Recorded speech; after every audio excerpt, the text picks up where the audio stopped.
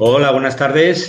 Tengo el placer de presentar este seminario sobre datos y privacidad, la nueva frontera del derecho en la era digital, organizado por la Comisión de Derecho Digital del Ilustre Colegio de Abogados de Sevilla, al cual tengo el honor de pertenecer, y que vamos a ver en una doble perspectiva, una perspectiva técnica y otra jurídica.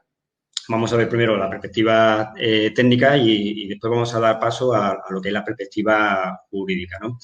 En la que el dato es el máximo protagonista de la nueva economía digital.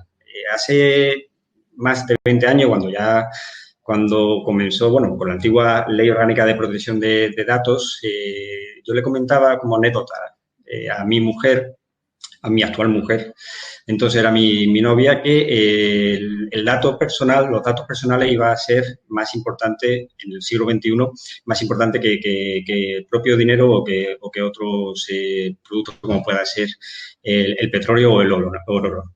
Y yo creo que no me confundí, que realmente así ha sido y tiene tanta importancia que últimamente la Unión Europea, a efecto de englobar en una normativa única a nivel europeo el tema de la protección de datos, crea lo que es el Reglamento General de Protección de Datos, que es aplicable directamente en todos los Estados miembros. Y en el que el ciudadano, todos nosotros, somos dueños y señores de nuestros datos personales. ¿Por qué? Porque tiene muchísima importancia. Aunque últimamente me he dado cuenta que hay algo más importante que el dato personal. Lo mismo después lo vemos. Y sin ánimo de robar más tiempo a los ponentes, que lógicamente son los que nos tienen que aportar e ilustrar en este seminario, doy paso al compañero Carlos Fidalgo, que es colegiado también de nuestro colegio y profesor asociado de la Universidad de Sevilla. Muy buenas, Carlos. Muy buenas, ¿qué tal estáis? Muy buenas. Pues muchísimas gracias, Javier. Es un honor estar aquí porque la verdad me da la impresión de que todos vamos a aprender mucho de algo que hasta hace 2 días, o muchos de nosotros, o muchos de los que estéis asistiendo, pues posiblemente os parezca que es el no se sabe cuándo, el mañana, cuando, como bien ha dicho Javier, es algo que es el hoy y que tenemos que saber como abogados cómo afrontar la realidad del dato. El derecho digital es un nuevo mundo. No porque no permanezcan las categorías clásicas del derecho, al final la primacía de la persona, la protección de su intimidad, etcétera, sino porque los medios técnicos sobre la base de los cuales a día de hoy se pueden procesar los datos abren unas enormes posibilidades para el bien, por supuesto, y también unos enormes riesgos. ¿Os acordáis de la anécdota de Alfred Nobel, que inventó la dinamita como un producto que sería un gran avance para la minería y para otras cosas, y se encontró con que se utilizó para la guerra? Pues de la misma manera el proceso de datos y la computación de Big Data abren unas enormes y maravillosas posibilidades, y ya sabemos que todos nosotros podemos a día de hoy mantener una conversación por FaceTime con nuestra hija que está estudiando en Hong Kong, si fuese el caso, pero al mismo tiempo pueden generarse toda una serie de riesgos, y en ese equilibrio es donde tenemos que movernos. Como decía Javier, el protagonista, ese oro del siglo XXI, hay que entender que es el dato, y por lo tanto la clave aquí posiblemente tenga que ser desde un nivel de análisis geopolítico y de quién es el dato. Daniel López, que después hablará, me ha comentado muchas veces que en el ámbito de la Unión Europea el dato es del individuo, que en Estados Unidos tiende a considerarse que es de la empresa, y en el Extremo Oriente y sobre todo en el entorno de China que es del Estado. ¿Qué diferencia hay en función de una u otra perspectiva también para propiciar el respeto de los derechos individuales, la autonomía personal? En ese sentido, Javier lo ha mencionado, la normativa europea, el Reglamento General de Protección de Datos, adoptan una postura muy decidida por considerar que el dato es del ciudadano, el considerando 7 del RGPD. A la vez, quiere propiciar un tratamiento igual del derecho digital y los derechos a la privacidad en todos los países y que no sea, como comentábamos el otro día Pedro Rodríguez López de Lemus y yo, una nueva capa de legislación, otro montón de burocracia, sino precisamente que sea algo que facilite no solamente el respeto de los derechos, sino la libre circulación de las personas, de las ideas, de los bienes, de los servicios. Pero para que eso sea así es necesario evitar las interferencias. Para eso hemos organizado este seminario, que básicamente consiste de dos partes, una técnica y una jurídica. Yo me voy a limitar a presentar la técnica porque creo de verdad que como juristas nos interesa que nos ilustren cuál es la realidad del proceso de datos. Tenemos hoy con nosotros a dos ponentes de lujo. Por un lado tenemos a Héctor García, que es emprendedor del ámbito tecnológico, actualmente gestiona proyectos de análisis de datos, de geolocalización, que podremos ver y nos podrá explicar. Como en una ocasión la compañía en la que está Héctor o su antecesora, a mí en una ocasión me hicieron una presentación y cómo solo con los datos de nuestra tarjeta de crédito, de las tarjetas de créditos acumuladas, pues se puede extraer ese oro que puede llevarnos a tomar decisiones de inversión, pues porque cada vez que utilizamos nuestra tarjeta de crédito en un área de servicio o en una tienda estamos dejando un montón de información. Y después Daniel López, el CEO de You4Get.Me, que está desarrollando una labor extraordinaria en el ámbito de la gestión de la privacidad digital. Como digo, yo no tengo que molestar, yo me tengo que quitar de en medio, quiero aprender, que es lo primero de lo que se trata hoy. Y por eso, Héctor García, por favor, cuando tú quieras, estamos deseando escucharte. Hola a todos. Nada, un placer estar aquí.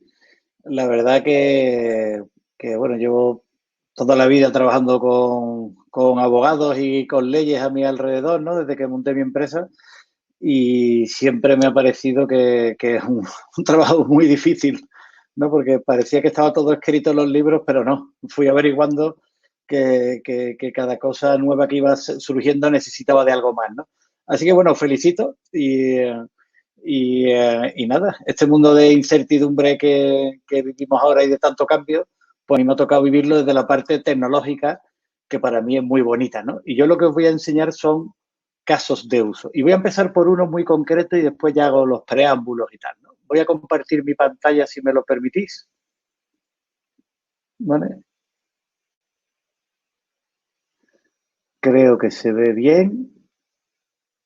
Si hay algún problema me decís, ¿no?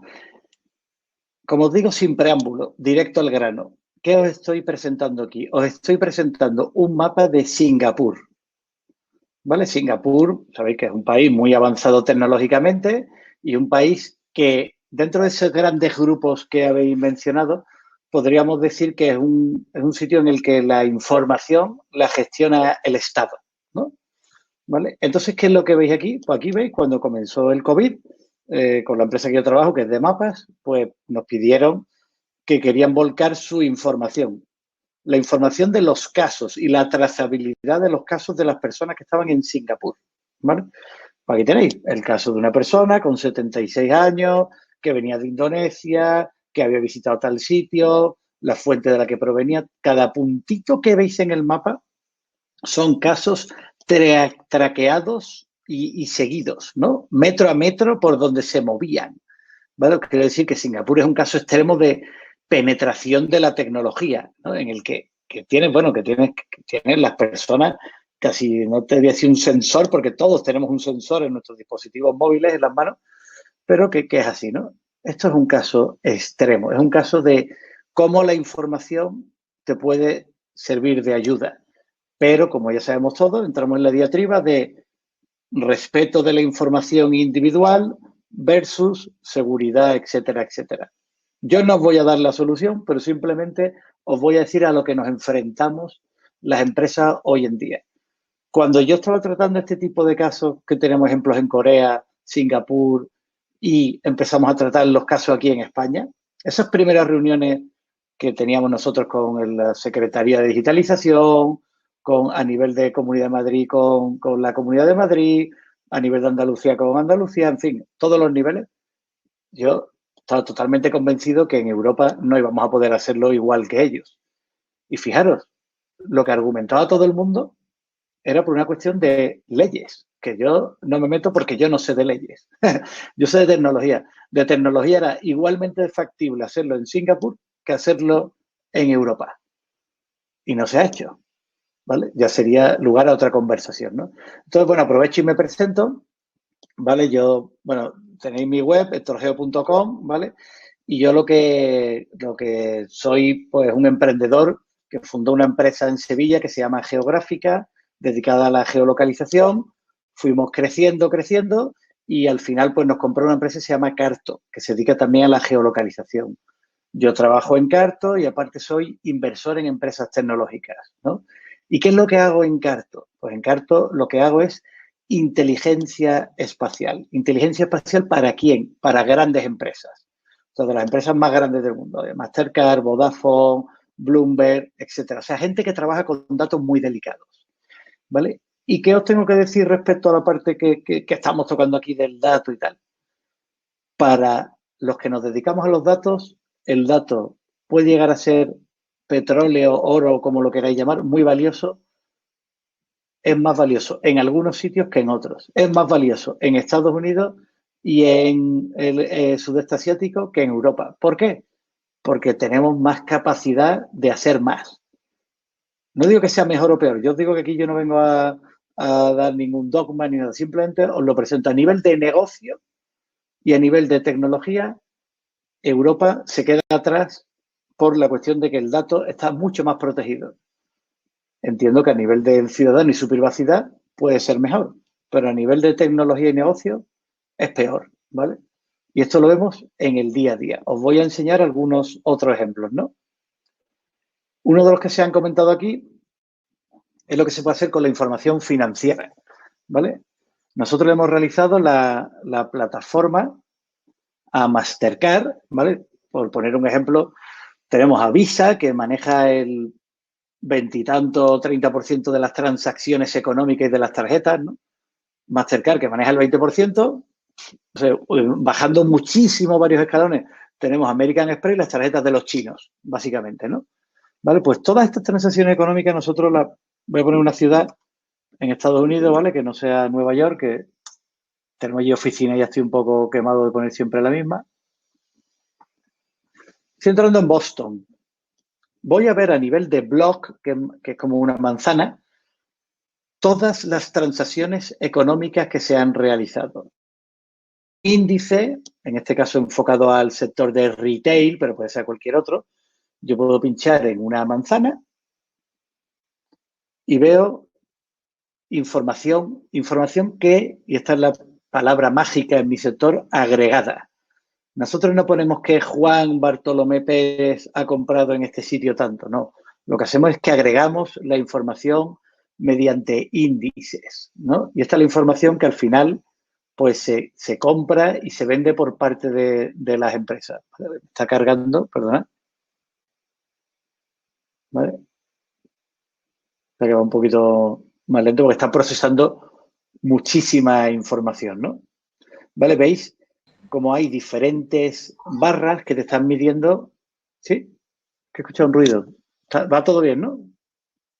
Vale, pues diferentes barras que te están midiendo, pues, el ticket medio, cómo ha evolucionado este score, todo en base a toda la información que se te puede ocurrir, ¿no? Y que está relacionada con este sector. O sea, todas las transacciones económicas traqueadas en el tiempo y en el espacio.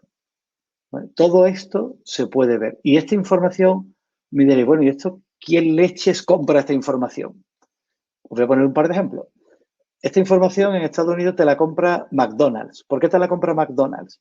Porque para McDonald's tener un McDonald's en una parte de la acera o en otra llega a suponer $300.000 menos de facturación mensual. En este caso lo he visto yo, ¿vale? En una acera o en la otra. Entonces, el tener la información va directo a su cuenta de resultados. McDonald's te compra esta información. ¿Quién más te compra esta información? Pues te la compra gente como Blackstone.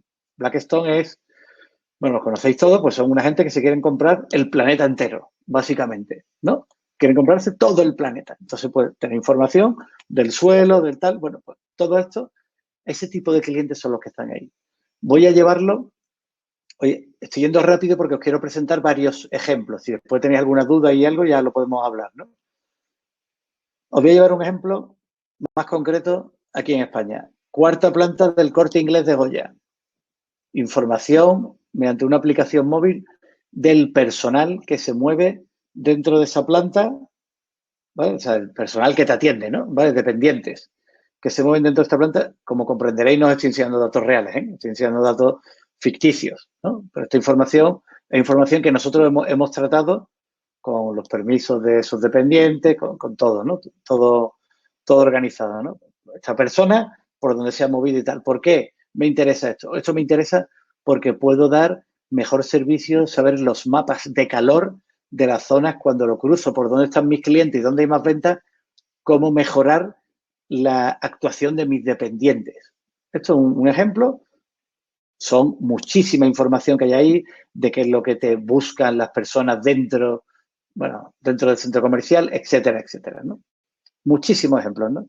¿Vale? Yendo al interior, porque siempre cuando estaban cosas así que hablan más de temas legales, ¿vale? Perdonad si no manejo la terminología tan bien como vosotros, suelen hablarme mucho del exterior, pero donde se está jugando la partida ahora es en el interior, ¿vale? En el interior, hasta hace poco no podíamos hacer mucho a nivel tecnológico, ahora sí, mediante beacons, mediante la nueva tecnología de los dispositivos móviles, empezamos a poder traquear en interior cómo se mueven las personas. Para nosotros, no, a mí no me interesa traquearla, a mí lo que me interesa es ofrecerle servicios dentro de a estas personas, ¿no? Servicios de cómo moverte dentro, cómo llegar de un sitio a otro. Todo este tipo de información, esto es FIBES, ¿vale? Perdón, IFEMA, en Madrid, una de las naves, ¿no? De IFEMA. Cómo se movían las personas dentro, qué stand era más visitado según un determinado momento. Todo esto, lo veis, es información de valor que se le puede ir sacando mucho valor, ¿no? Os voy a poner algún ejemplo, ¿no? ¿Vale? Bueno, yo soy del Betis, como es normal, es duro, pero es así, ¿vale? Pero trabajo mucho con el Real Madrid, ¿vale? Pues el Real Madrid quiere facturar más los días de no partido que los días de partido. Está creando un centro comercial, como ya sabéis, ¿no? ¿Vale? Allí, ¿no? ¡Pum! ¿No? Pero él tiene traqueado mediante la información de sus puertas cuándo le entran las personas, cuántas personas le entran, si le llegan 15 minutos antes, 30 minutos después, si las personas que son de abono entran antes o entran después, ¿no? Bueno, ya os digo, el de abono apura mucho más, porque lleva toda la vida yendo y llega 15 minutos antes. El de entrada llega mucho antes. Ah, pues si los de entrada entran más por esta puerta norte, ¿vale? Oye, pues ¿por qué no le ofrecemos unos servicios de más valor? Vamos a venderles más. Ejemplos, ¿vale? Estoy poniendo ejemplos del valor que tiene la información geolocalizada. O sea, mirad, que un valor instantáneo, ¿vale? Ya sé quién entra más, cuándo entran más. Sé que cuando hay partidos de Champions me entra un 30% de franceses, un 10% de italianos. Voy a tener productos enfocados a ellos. Sé que los fines de semana me entra más gente de Chamberí y de Getafe, ¿vale? Pues productos enfocados a ellos, etcétera, etcétera, ¿no? Publicidad en el trayecto que van a realizar enfocadas a ellos. ¿Veis? Ejemplos, ¿no? Ejemplos muy concretos de cómo se realiza esto, ¿no? Hablando del propio COVID, ¿no? Nosotros empezamos a dar información, a prestar nuestra plataforma tecnológica para que la gente subiera sus datos. Y claro, nos encontramos con una diferencia brutal y abismal de lo que podía hacer la gente en el sudeste asiático, lo que podíamos hacer en Europa, lo que podían hacer en Estados Unidos, lo que podían hacer en Latinoamérica, ¿no? Esta web, ¿no? De Carto, esta es gratuita, ¿no? Y es abierta, o sea, podéis entrar y podéis ver casos de lo que hacía la gente en Puerto Rico, traqueando la información, lo que te hacían en un condado de Los Ángeles, pudiendo ver los datos a nivel casi de casa, de cómo estaban sucediéndose los casos, ¿no? O sea, una apertura de información que te permitía un seguimiento mayor, ¿no? Bueno, casos en África, ¿vale? Casos por todas partes del mundo de un interés, pues brutal, ¿no? En Filipinas, ¿no? De cómo evolucionaba, o sea, todo espectacular. Esto os lo enseño para que veáis que hay diferentes velocidades por el mundo, pero a un nivel de casi locura, ¿no? Y así, por último, de casos más llamativos, ¿no? Os quería enseñar, pues, el que tenemos en AENA, ¿no? En AENA tiene una aplicación móvil en el que igualmente se permite a la persona utilizar la información para moverse dentro del aeropuerto, ¿vale? Estás dando un valor, pero lo estás traqueando con el dispositivo móvil, ¿vale? Por ejemplo, yo voy a buscar, oye, quiero comprarme un periódico, ¿no? Esto lo puedo hacer con el móvil también, lo estoy haciendo aquí para que lo podáis ver, ¿no? Quiero comprar un periódico aquí y, bueno, quiero llegar, estoy en el McDonald's, ¿vale? No sé, ¡pum! Oye, no sé si la ruta que he hecho tiene sentido al más mínimo. Vaya, aquí, ping, ¿vale? ¿Me está ofreciendo un valor a mí como usuario? Sí. ¿Estoy utilizando tu dato? Sí. ¿Te pido permiso para utilizar tu dato? Sí. ¿Y qué me estás dando? Oye, pues mira, te estoy diciendo cómo moverte por dentro de la terminal 1 a la 4, o sea, por todo el infierno este, ¿vale? De cómo moverte, sube escalera mecánica, baja, ¿vale? Incido mucho en esto de interior porque creo que vosotros como abogados, legisladores o lo que la parte que os toquéis más, os vais a encontrar con muchísimos casos de bajo techo, porque no podemos olvidar que el 80% de nuestro tiempo lo pasamos bajo techo, ¿vale? Entonces ahí hay muchos vacíos que se están decidiendo ahora, ¿vale? Que no están claros.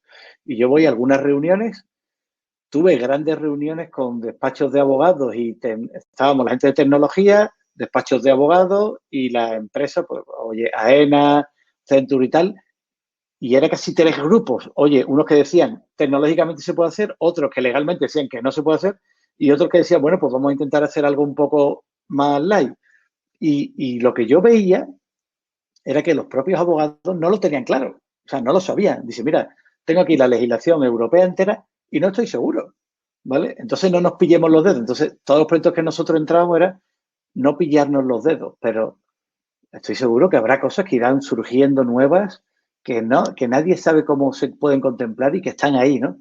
Y que es una oportunidad de negocio y de prosperar para vosotros, no me cabe la menor duda, ¿no? Voy a dejar de compartir, ¿vale?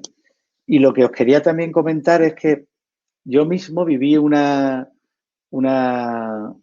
experiencia bastante grande cuando empresa geográfica, pues la vendimos a una empresa que se llama Carto, que es americana, ¿no? O sea, de capital americano.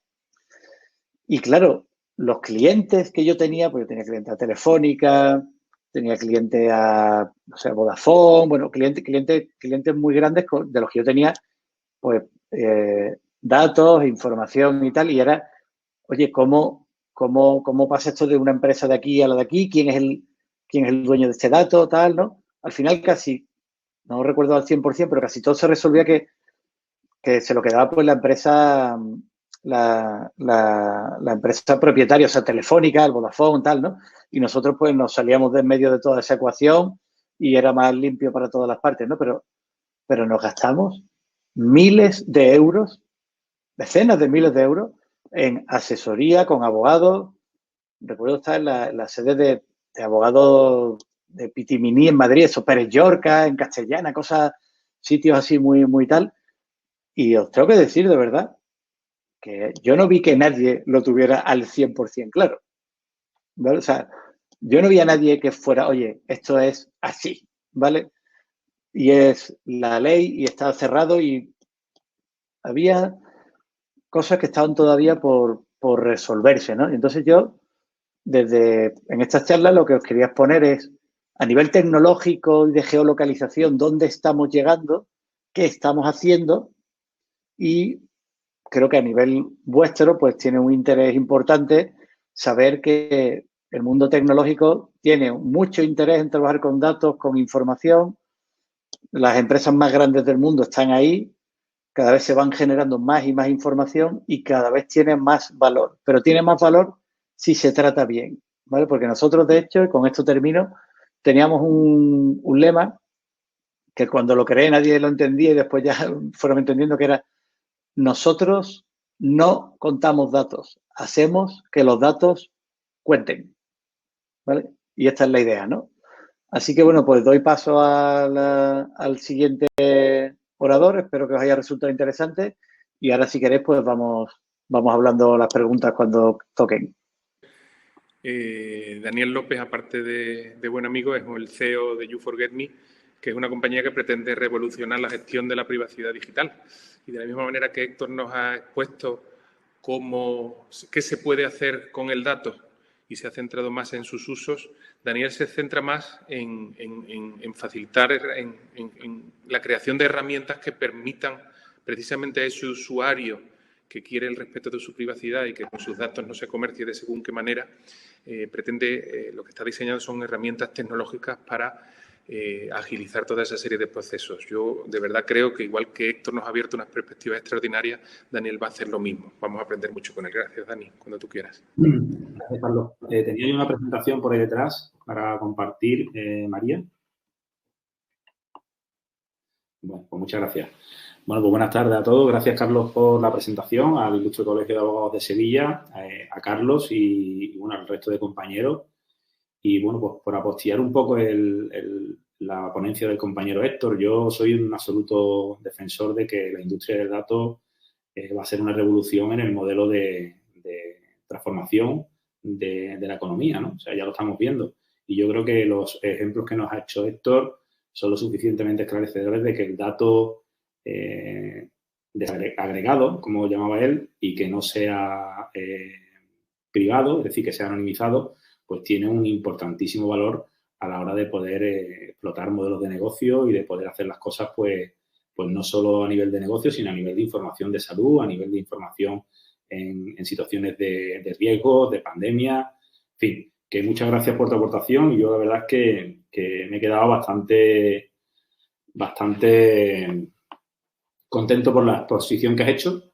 Y bueno, pues para introducir un poco mi ponencia de hoy, yo, para bajar un poco el nivel de tensión, yo siempre he comentado, y es una afirmación propia, que después de escoger pareja, pues probablemente lo siguiente que tengas que escoger con más conciencia, con más pensamiento de profundidad es un abogado, ¿no?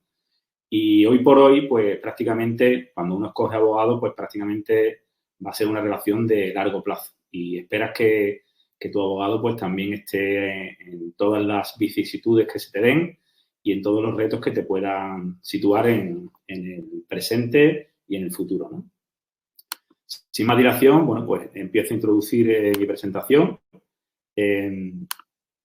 Seguro que muchos de vosotros recordabais ya alguna de estas fotografías. En el pasado asociábamos un buen abogado con aquel que tenía un gran despacho, con muchos papeles sobre la mesa, dentro y fuera de los armarios, en fin, en la silla. Mientras más papeles, pues prácticamente se podía considerar que era más importante, ¿no? O esos papeles eran el medio por el cual también viajaban nuestros datos personales, ya sea a la administración pública, a un proveedor de servicios. En fin, el papel era el medio y el sistema natural para cualquier proceso de negocio.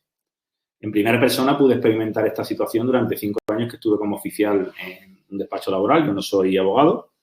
Y bueno, pues en esta fase profesional el reto de gestión de documentación y el archivado estaba a la orden del día, ¿no? Teníamos que prácticamente pues estar todo el día resolviendo temas de gestión de archivos, de documentación y demás.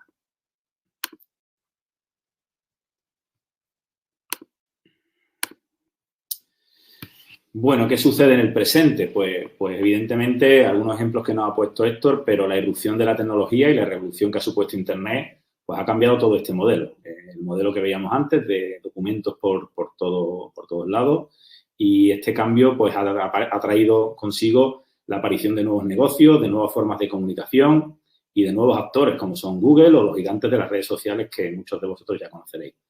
Esto implica nuevas formas de trabajar, que limpian los despachos y mesas de papeles para incorporar ordenadores y servidores, pero también la globalización de nuestros datos, que además de estar en documentos físicos, ahora están en todas partes y son accesibles por empresas, organizaciones públicas y privadas y millones de usuarios particulares.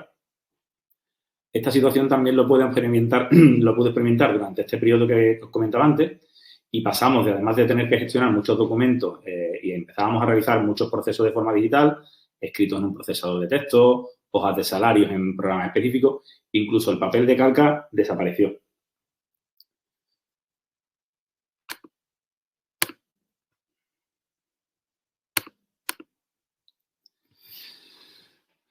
¿Qué sucede ahora? Bueno, pues la irrupción de la tecnología en nuestras vidas, y hemos visto algunos ejemplos de cómo el uso de tecnología nos puede traer muchísimas cosas positivas. Hemos visto cómo la geolocalización puede traernos información agregada de muchísimo valor, de todos los tipos, y ese dato que nos proporciona ese valor, pues ahora la tecnología nos permite también pues compartir nuestras experiencias, nuestras emociones, sentirnos más cerca de la gente. Comentaba Carlos de que ahora puedes mantener una conferencia pues, con cualquiera de tus familiares o seres queridos sin plantearte ningún tipo de barrera, ¿no? Y bueno, pues todo esto nos permite hacer situaciones antes inimaginables o vivirlas de forma inimaginable, pero ¿hasta dónde llega el control de la privacidad? ¿Qué sucede cuando otra persona publica, comparte o crea contenido donde apareces en Internet o redes sociales? Ya hablamos de un concepto que es diferente al tratamiento del dato. Estamos hablando de la privacidad del dato considerado como una parte íntima del individuo, ¿no? Y nuestra huella digital, en definitiva, es el rastro que dejamos a través de nuestras publicaciones y los datos que compartimos en Internet. La huella digital nos enfrenta a nuevos problemas y retos que no se resuelven con asistencia informática. ¿Quién nos ayuda entonces? Bueno, pues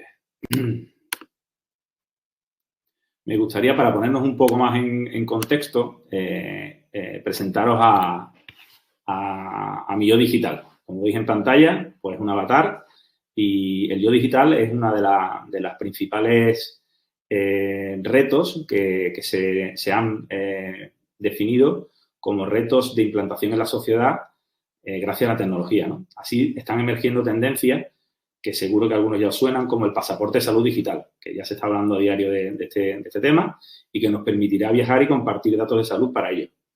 La participación en la sociedad a través del voto electrónico, en las que el ciudadano comparte información sensible sobre su ideología. El gemelo digital, que será una extensión nuestra, con características biológicas unívocas, reconocimiento de voz, de iris, de huella, experimentos e hipótesis de situaciones que podrían darse en nuestro futuro real.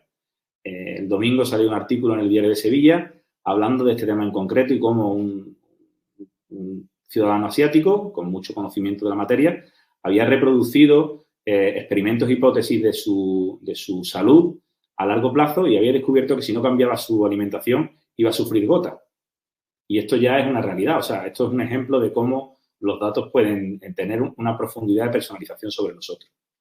Y no estoy hablando del futuro, hablo de un presente inmediato. Hablamos de una realidad presente, ¿no?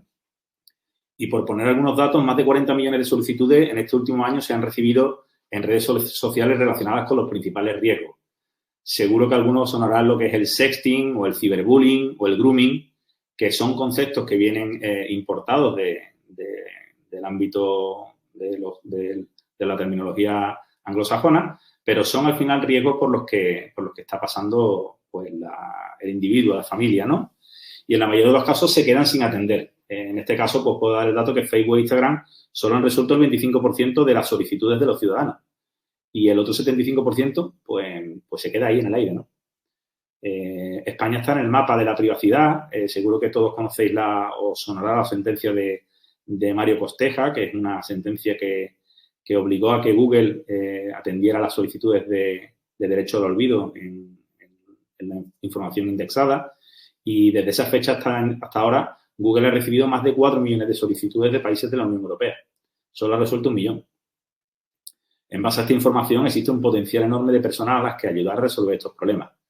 Y es el momento de hacer una apuesta estratégica por la privacidad digital, al igual que se está haciendo por la ciberseguridad. Y entre los protagonistas de la privacidad digital es evidente que está el abogado, ¿no? Entonces, para nosotros es súper importante poner esta situación en contexto. En un contexto, además, que el sector de la privacidad, como comentábamos, está en una fase de crecimiento. Desde que se inició una campaña por parte de las grandes instituciones europeas y mundiales para legislar esta problemática. Seguro que muchos de vosotros ya estáis en la cabeza con darle una vuelta al reglamento. Hay mucho movimiento sobre este tema y esto ha dado pie a que se desarrollen nuevas soluciones en el sector y a crear una mayor conciencia sobre el tratamiento de los datos entre la población. Hablamos no de los datos agregados que exponía Héctor, hablamos de datos que acercan al individuo y que lo exponen de su privacidad. No hablamos del tratamiento de datos, hablamos de la privacidad digital, lo cual incrementa la demanda de servicios legales por parte de los ciudadanos. En este contexto existen diferentes protagonistas para afrontar el reto. ya que entre todos se conforma la solución: ciudadanos, abogados, delegados de protección de datos, empresas, reguladores. Es necesaria una tecnología que ponga en el centro el reto de la privacidad digital. Y entre todos tenemos que encontrar ese enfoque holístico que nos aporte una solución de conjunto, que satisfaga, en definitiva, a todas las partes. Yo venía hoy a hablar del concepto de Legal Tech, que seguro que a muchos de vosotros os sonará. Bueno, pues Legal Tech tiene como propósito la mejora de la eficiencia y la eficacia dentro de sus procedimientos, tanto internos como de cara al cliente final. Automatizar y digitalizar son los principales retos del colectivo legal, que está provocando un cambio en el modelo de negocio. Se impondrá el modelo de valor-impacto sobre el de horas facturadas. Algunos ejemplos de esta irrupción tecnológica son la inteligencia de datos, como los casos que nos ha expuesto Héctor, o búsqueda inteligente de información legal, que resuelven pues vuestro día a día, o la automatización de procesos con la firma digital, que eliminan las barreras físicas de las personas, o la identificación o autenticación de personas que nos permiten poder usar su identidad para procesos o procedimientos. Los retos tecnológicos se debaten desde la tecnología y el Legal Tech supondrá un aliado fundamental del ciudadano para superar los retos de la privacidad y de nuestra huella digital. Están emergiendo muchos proyectos y plataformas legales bajo el término Legal Tech y están categorizadas por su funcionalidad. Encontramos muchos portales que hacen referencia y nos ayudan a encontrar una solución para un propósito o función del ámbito legal.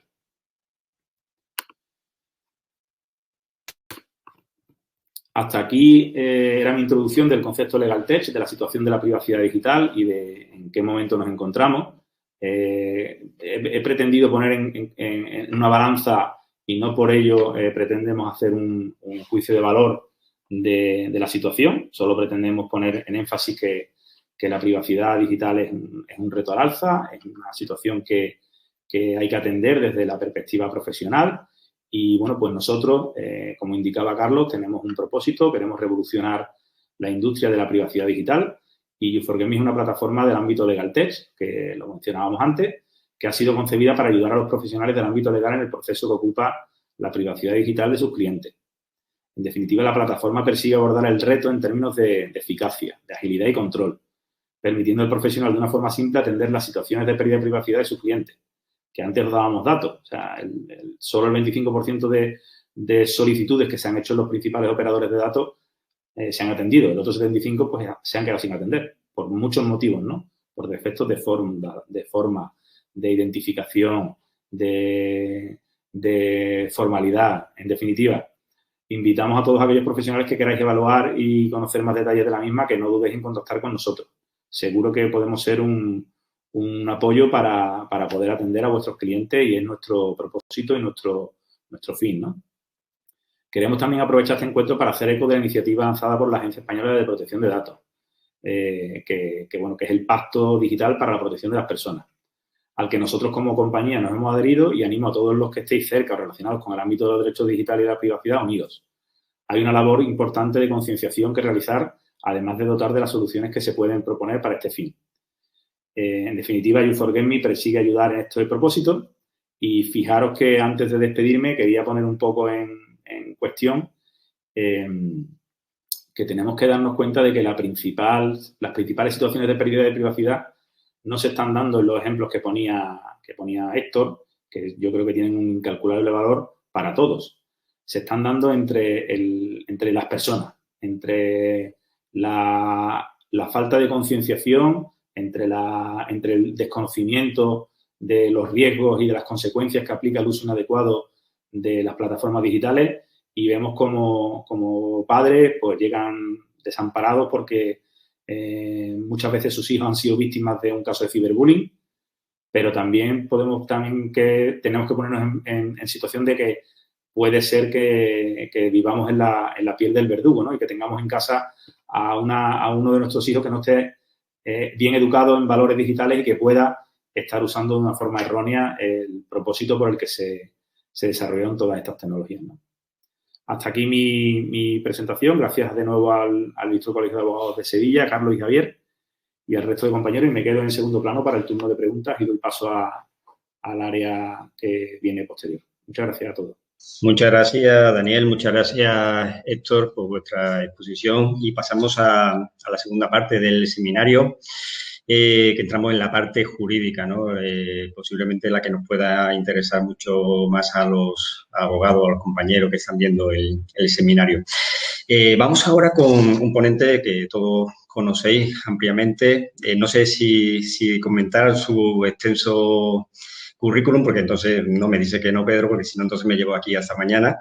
Pero simplemente decir que es abogado especializado en protección de datos y derecho digital, colegiado del Ilustre Colegio de Abogados de Sevilla, premio Protección de Datos 2012 de investigación de la Agencia Española de Protección de Datos y miembro de la Comisión de Abogacía Digital del Ilustre Colegio, al cual también pertenezco. Pedro, todo el tiempo para ti, para el tema de la Ley Orgánica de Protección de Datos y Garantía de Derechos Digitales. Perfecto, Javier. Muchas gracias por la presentación. Y a Carlos, muchas gracias primero por haber tenido la idea de organizar este seminario, a María por lo bien que lo ha gestionado y a todos mis compañeros de la Comisión de Derecho Digital del Colegio de Abogados de Sevilla, por prestarse siempre a este tipo de actuaciones que son beneficiosas para todo el mundo. Bueno, yo voy a tratar de ser muy concreto y me voy a apuntar incluso el tiempo para no pasarme de mis 20 minutos y voy a tratar de responder, pues todas las dudas que se han planteado aquí de qué se puede, qué no se puede hacer. Yo tenía mi planteamiento, mi idea de qué es lo que quería contar y no lo voy a modificar en gran medida, pero sí voy a adaptarlo a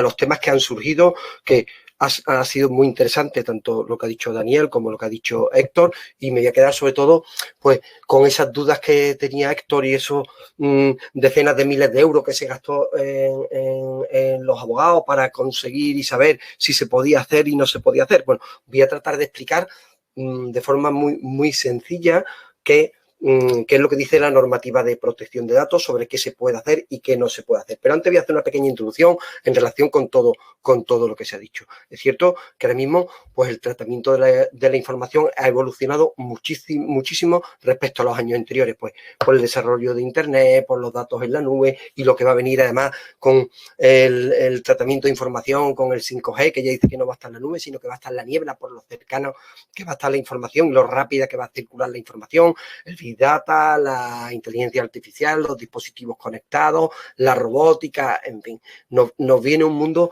apasionante para todos aquellos que nos gusta la tecnología y que traerá, como ha dicho Héctor, grandes beneficios y grandes oportunidades, no solamente de negocio para las empresas, sino en otros muchos aspectos, pues por ejemplo, de conocimiento del propio mundo, del propio sistema, para investigaciones médicas, para rendimiento profesional y empresarial, nuevas líneas de negocio e incluso también para detección de peligros existentes, que bueno, que hasta el momento por lo menos no hemos sido capaces de ver peligros que existían, y ahora con este tratamiento de la información, igual que hemos visto lo que se gasta el dinero en el interior, en el Corte Inglés, por donde circula tal, pues se podrán prever seguramente algunos tipos de desastres que ahora mismo son imprevisibles, ¿vale? Ahora, perfecto, todo esto trae grandes beneficios, pero sin duda este tratamiento de la información, y esto sucede con toda la vida, todo lo que trae también grandes beneficios, seguramente va a traer también o puede traer grandes perjuicios. ¿Y dónde está esos grandes perjuicios? No solamente en la pérdida de la intimidad de las personas, de los datos que son tratados de esas personas, sino también en la pérdida de control de sus datos personales. ¿Por qué en esa pérdida de control? Porque si mis datos personales, muchos de mis datos van a ser tratados por un Estado, pues a lo mejor ese Estado va a analizar qué ideología tengo yo y a lo mejor si yo soy funcionario me va a dar un puesto, me va a dar otro puesto, o me va a tratar de una manera o me va a tratar de otra manera.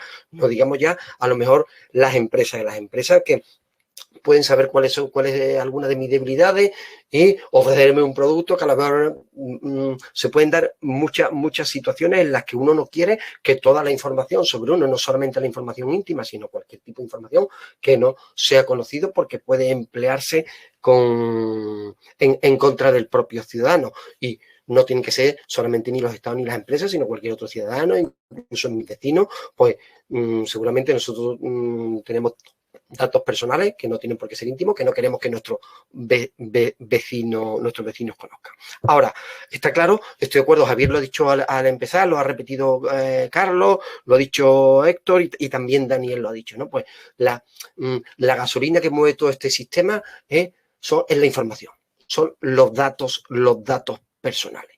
Ahora, ¿cómo hacemos para controlar que estos datos personales, que esta gasolina que mueve todo el sistema produzca beneficios, que se puedan hacer cosas buenas y no se hagan cosas malas con esos datos personales? Ahora mismo otro ejemplo se me está ocurriendo ahora de un mal uso es que los que se dedican a los estafadores a través de internet, pues saben perfectamente dónde tengo yo mis cuentas, con quién tengo yo mi correo electrónico y lo hacen todo tan parecido que suelo caer y me entra un malware, me cifran el ordenador, todo basado en información específica que saben sobre mí que no lo podrían hacer si no la supiera, ¿vale? Entonces, ¿cómo hacemos que esos datos no circulen y no se utilicen para cosas malas y para cosas más? Pues muy sencillo. Con este espíritu nace las normativas de protección de datos personales, que el uso de los datos personales no se pueda utilizar en perjuicio de los ciudadanos. Y curiosamente, aunque pensamos que esto es una invención europea, no es una invención europea. Hemos visto un mapa de dónde nació. Esto nació en Boston. Lo inventó, como no, un abogado, Samuel Warren, que escribió un artículo en la Harvard Law Review sobre el derecho a la privacidad, el derecho a que uno lo dejen tranquilo, y surgió ya en el año, creo que el artículo es del año 1890, ¿vale? Esto fue evolucionando en la jurisprudencia americana y sí es verdad que, bueno, pues los países de la Unión Europea o del Consejo de Europa, mejor dicho, pues han tomado un relevo en el que, bueno, pues se han tomado muy en serio la protección de datos. Y estoy de acuerdo y luego al final hablaremos las conclusiones, pero a lo mejor algunas veces en exceso, ¿vale? A lo mejor algunas veces en exceso, pero bueno, será un tema a debatir al final. ¿Qué normativa tenemos? Pues actualmente tenemos el Reglamento General de Protección de Datos, que está en vigor desde el 24 de mayo de 2006 y es de aplicación desde el 25 de mayo de 2018 y desde el 2018, desde el 7 de diciembre, el día siguiente al día que celebramos la Constitución Española, se publicó el 6 y el 7 entró en vigor la Ley Orgánica de Protección de Datos y Garantía de Derechos Digitales. ¿Y por qué existe esta normativa si la otra normativa es europea y de aplicación directa en todos los estados de la Unión Europea? Bueno, pues para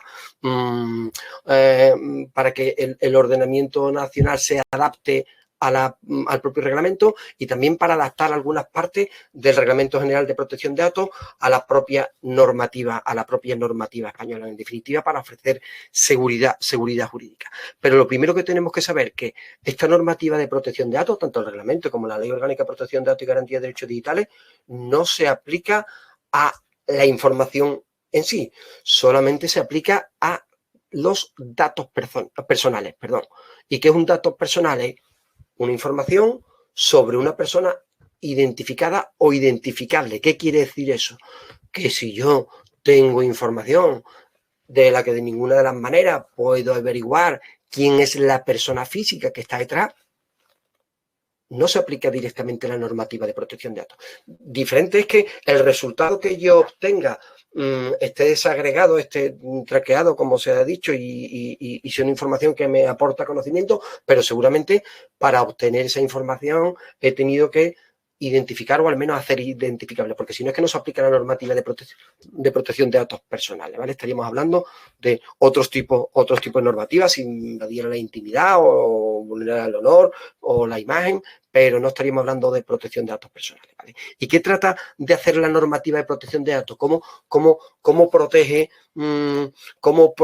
que se usen más los datos? Pues otorgando un poder de disposición y control sobre los datos personales, sobre sus datos personales a los ciudadanos. Es decir, la ley me da a mí un poder de control, como ha dicho Carlos, pues los datos son míos, entre comillas, y yo decido qué se hace o qué no se hacen con los datos, entre comillas también, ¿vale? Principalmente las 5, digamos, líneas básicas de la normativa de protección de datos son las siguientes. 1, te dice qué datos se pueden recabar, ¿vale? Una normativa de protección de datos, lo primero que tiene que decidir es qué datos se pueden recabar, porque no todos los datos se pueden tratar.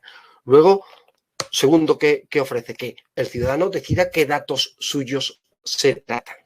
Tercero, que el ciudadano sepa quién trata los datos, para qué trata los datos y que además pueda oponerse a esos tratamientos. Esas son las líneas fundamentales de la normativa de protección de datos, tanto el actual reglamento como la Ley Orgánica de Protección de Datos, como la antigua LOPD, como la antigua LORTAD, como el convenio del Consejo de Europa 108, todo está basado siempre en lo mismo. ¿Y esto cómo se traduce en la normativa actual? Pues en tres cosas fundamentales. Primero, en la necesidad de que haya una base legitimadora para que se pueda hacer un tratamiento de datos personales.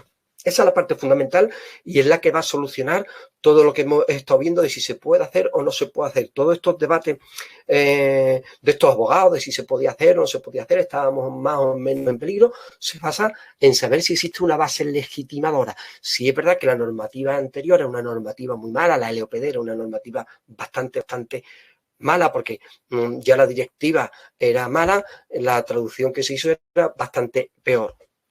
Ahora, la normativa es mejor, pero también es verdad que depende también mucho pues, de los usos sociales, porque hay muchos conceptos jurídicos indeterminados que hay que ver en cada momento si se aplica o no. Por eso también las dudas, entiendo, de los abogados en esta materia. Luego hay otros dos aspectos que no sé si me dará tiempo a tratarlo, pero son menos importantes, tienen menos relación con lo que hemos visto, que es la información sobre los tratamientos. Es decir, hay que informar a los ciudadanos de que se están tratando sus datos personales y con una determinada información, de quién la trata, con qué finalidad, etcétera, etcétera, y los derechos de los ciudadanos, que tienen derecho a saber quién trata sus datos, con qué finalidad, quién le han comunicado, derecho a cancelar a suprimir la información, derecho de oponerse, derecho a rectificar lo que esté equivocado, etcétera.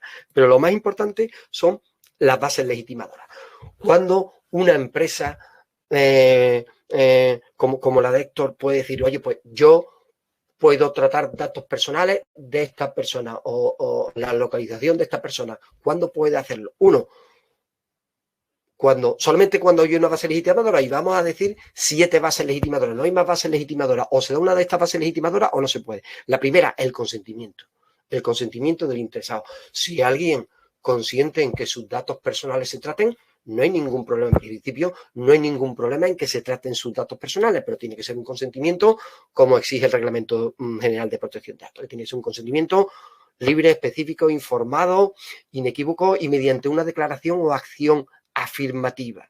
¿Vale? Ya no valen esas cláusulas escondidas en los contratos. Es que aquí pone que tal, y entonces usted puede hacer esto, lo otro, No vale el consentimiento tácito y si hay una pluralidad de finalidades, no vale que yo me descargue a lo mejor una aplicación y me obliguen a un montón, solamente aquellas que tengan relación con aquello que me va a proporcionar la aplicación, pero no más allá. Por ejemplo, no me podrán obligar a que yo, por descargarme una aplicación, recibir comunicaciones comerciales a partir de ese momento, pero es que no tiene nada que ver el que yo uso la aplicación con recibir comunicaciones comerciales, ¿vale? Con lo cual, primero, la base legítima, el consentimiento del interesado, la más fácil. Segundo, que sea necesario para la ejecución de un contrato. Si yo mantengo una relación contractual con alguien, evidentemente la otra parte tendrá derecho a tratar mis datos personales, pero solamente para el control, desarrollo y mantenimiento de esa relación contractual. Es decir, si yo me apunto a este curso y yo pago por este curso y hay una relación contractual en la contratación del curso, pues evidentemente el que da el curso tiene derecho a tratar mis datos personales, pero no tendrá derecho, a lo mismo que he dicho antes, a enviarme comunicaciones comerciales, porque no tiene nada que ver con el control, mantenimiento y desarrollo de esa finalidad. ¿Vale? Con lo cual ya tenemos dos bases legitimadoras, el consentimiento y una relación contractual entre las partes. Tienen derecho a tratar los datos de la otra parte. No, yo siempre, por ejemplo, no puedo decir y a una empresa, y usted contráteme, pero no le voy a dar mis datos personales porque a mí me viene mucho mejor venir a final de mes que me dé usted un cheque que luego para Hacienda me viene estupendamente así. ¿Vale? No es posible. Yo tengo que tratar sus datos personales, pues yo tengo que hacerle la nómina, yo tengo que declararlo, etcétera, etcétera, etcétera. ¿Vale? Luego, una tercera base legitimadora es que sea necesario para cumplir con una obligación legal. Si yo como empresario tengo una obligación legal de tener un control de horario de los trabajadores, pues tengo que realizar ese tratamiento. Y aquellos trabajadores que trabajan en mi empresa, pues tendrán que asumirlo y no tendrán derecho a oponerse ni tendrán derecho a decir, no, yo no presto el consentimiento, es que no necesito su consentimiento. La base legitimadora para este tratamiento es que es necesario para cumplir con una obligación legal, no necesito siempre el consentimiento. Puede usar cualquiera de las otras bases legitimadoras. Ahora, otra base legitimadora es el interés vital. Si hay alguien en el que su vida dependa del tratamiento de datos personales, pues evidentemente vale más, tiene un valor mayor la vida que el uso de los datos personales. Ahora, no vale decir, como alguna vez he escuchado, es que a mí me va la vida en usar, no, me va la vida no, sino que hay un peligro real para la vida de una persona, ¿vale? Luego, también una que engloba a dos bases legitimadoras, que es el cumplimiento de una misión realizada en interés público o en el ejercicio de poderes públicos. Este último ejercicio de poderes públicos está pensado para las administraciones públicas, para los organismos públicos. Es decir, tienen unas potestades y para ejercer esas potestades, pues evidentemente tienen que tratar datos personales. Yo no le puedo decir a Hacienda, mire usted, que es que no le voy a dar mis datos personales porque queda una charla y he escuchado que si no iba a ser legitimador no le hace falta mi consentimiento, sino que basta con que es una de sus potestades y por eso tiene derecho a tratar esa información. Y el interés público, pues, es más ambiguo, no solamente es una base legitimadora que tienen los organismos públicos, sino que también tienen las entidades privadas. Pues, por ejemplo, una cámara de videovigilancia que tenga como finalidad proteger los bienes, las personas y las instalaciones. La base legitimadora es el interés público, ¿no? Que es la seguridad pública, la seguridad en esas instalaciones. Con lo cual, no siempre estas potestades, no siempre la potestad de interés público es para organismos públicos, sino que también puede ser para entidades privadas. Con lo cual, yo podría hacer una base de datos, un tratamiento y tratar datos de personas sin su consentimiento si ese tratamiento tuviera como se considerara que es de interés público, ¿vale? No se necesitaría el consentimiento de esas personas. Y por último, la última base legitimadora, que es como un cajón desastre donde cabe casi todo, es el interés legítimo del responsable del tratamiento, siempre que no prevalezcan los intereses o derechos de los ciudadanos sobre ese interés legítimo. ¿Y esto cómo se hace? Pues esto es bastante complicado, que esto cuando nos encontramos los abogados, ¿puede hacer esto? ¿No puede hacer esto? Pues mire usted, no es tan sencillo, tenemos que hacer un análisis, un estudio y poner en la balanza el interés legítimo en que yo tengo para hacer este tratamiento de datos como los derechos de los ciudadanos y las expectativas de que se traten sus datos personales. Y eso no existe una regla clara. La Ley Orgánica de Protección de Datos y Garantía de Derechos Digitales pone algunos ejemplos, pero evidentemente son solamente unos ejemplos y no es una lista cerrada. Por ejemplo, dice, se pueden tratar los datos de profesionales y de empresarios individuales para contactar con ellos profesionalmente. Es decir, imaginaros que yo no pueda ir a internet y coger los datos de un profesional para poderlos llamar y ponerme en contacto con él. Pues se puede hacer siempre que sea para mantener esa relación profesional. O los datos de una persona física que desarrolla su labor dentro de una persona jurídica, es decir, el director comercial de una empresa, el director, pues, puedo acceder a esos datos personales para ponerme en contacto con esa empresa y utilizar esos datos personales. Aquí es donde está un poquito la madre del cordero, tanto en el interés público, pero sobre todo en el interés legítimo. ¿Qué se puede hacer o qué no se puede hacer? Hay que hacer un análisis y ver qué beneficio produce ese tratamiento que yo haga y qué perjuicio o peligro existe para las personas, con lo cual la respuesta no siempre es fácil y depende mucho también de los usos sociales. Yo recuerdo en su momento cuando iban a salir la Google Glass, que yo estaba deseando que saliera, iba a ser el primero en ponérmela, y recuerdo que una comida le dije al director de la Agencia Española de Protección de Datos, porque ellos se oponían a que eso se usara. Entonces le pregunté si iban a sancionar a los miles o los cientos de miles de ciudadanos que la usaran. Y me dijo, no, pues no podremos hacer eso.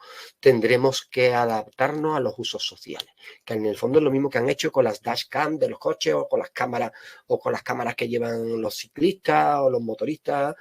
Pues al final han considerado que al principio decían que no, que eso no se podía hacer porque vulneraba la normativa de protección de datos, pero cuando ya es imposible contenerlo, pues han considerado que son o tratamientos permitidos por interés legítimo o en algunos casos también tratamientos excluidos de la normativa de protección de datos porque son exclusivamente domésticos o familiares, ¿vale? Bueno, ya creo que estoy cumpliendo el tiempo, pero además de estas restricciones necesarias para poder tratar un dato personal, es decir, no puedo tratar un dato personal, insisto, si no hay una base legitimadora.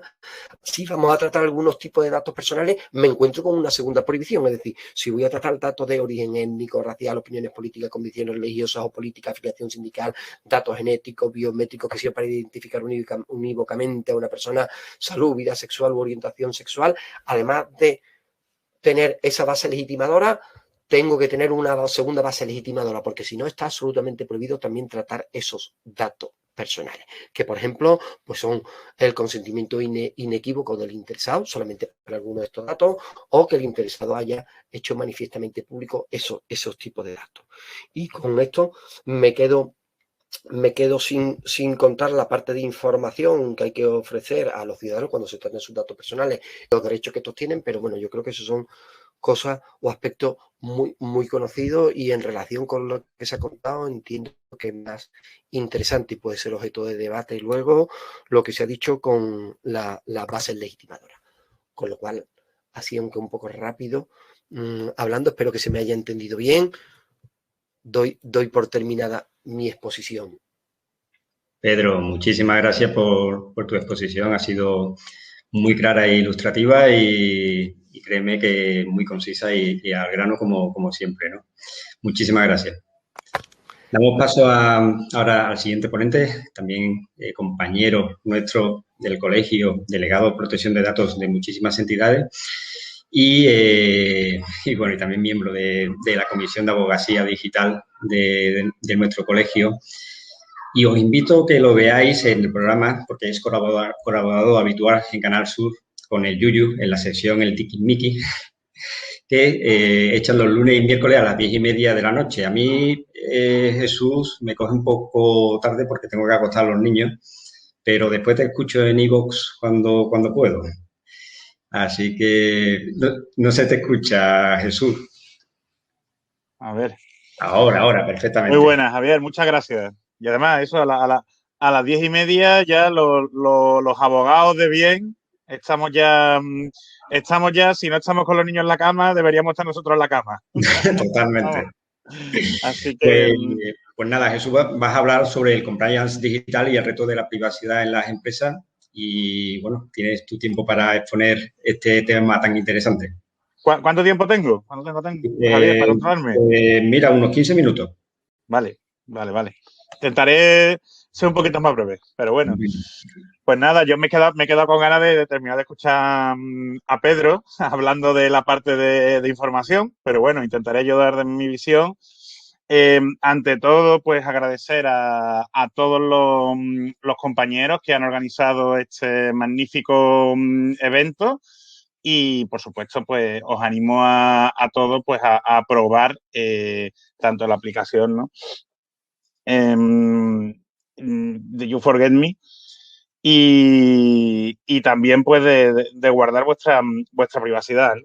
Y la verdad es que me ha encantado la exposición de Héctor, porque lo que ha contado él, pues es el día a día, ¿no? Es lo que nos encontramos los profesionales de la privacidad, los abogados que nos dedicamos a la materia de protección de datos y al compliance digital, en cuanto a que en el 90% de las ocasiones pues te viene una empresa, ya sea una gran empresa, ya sea una pyme, ya sea una startup, ¿no?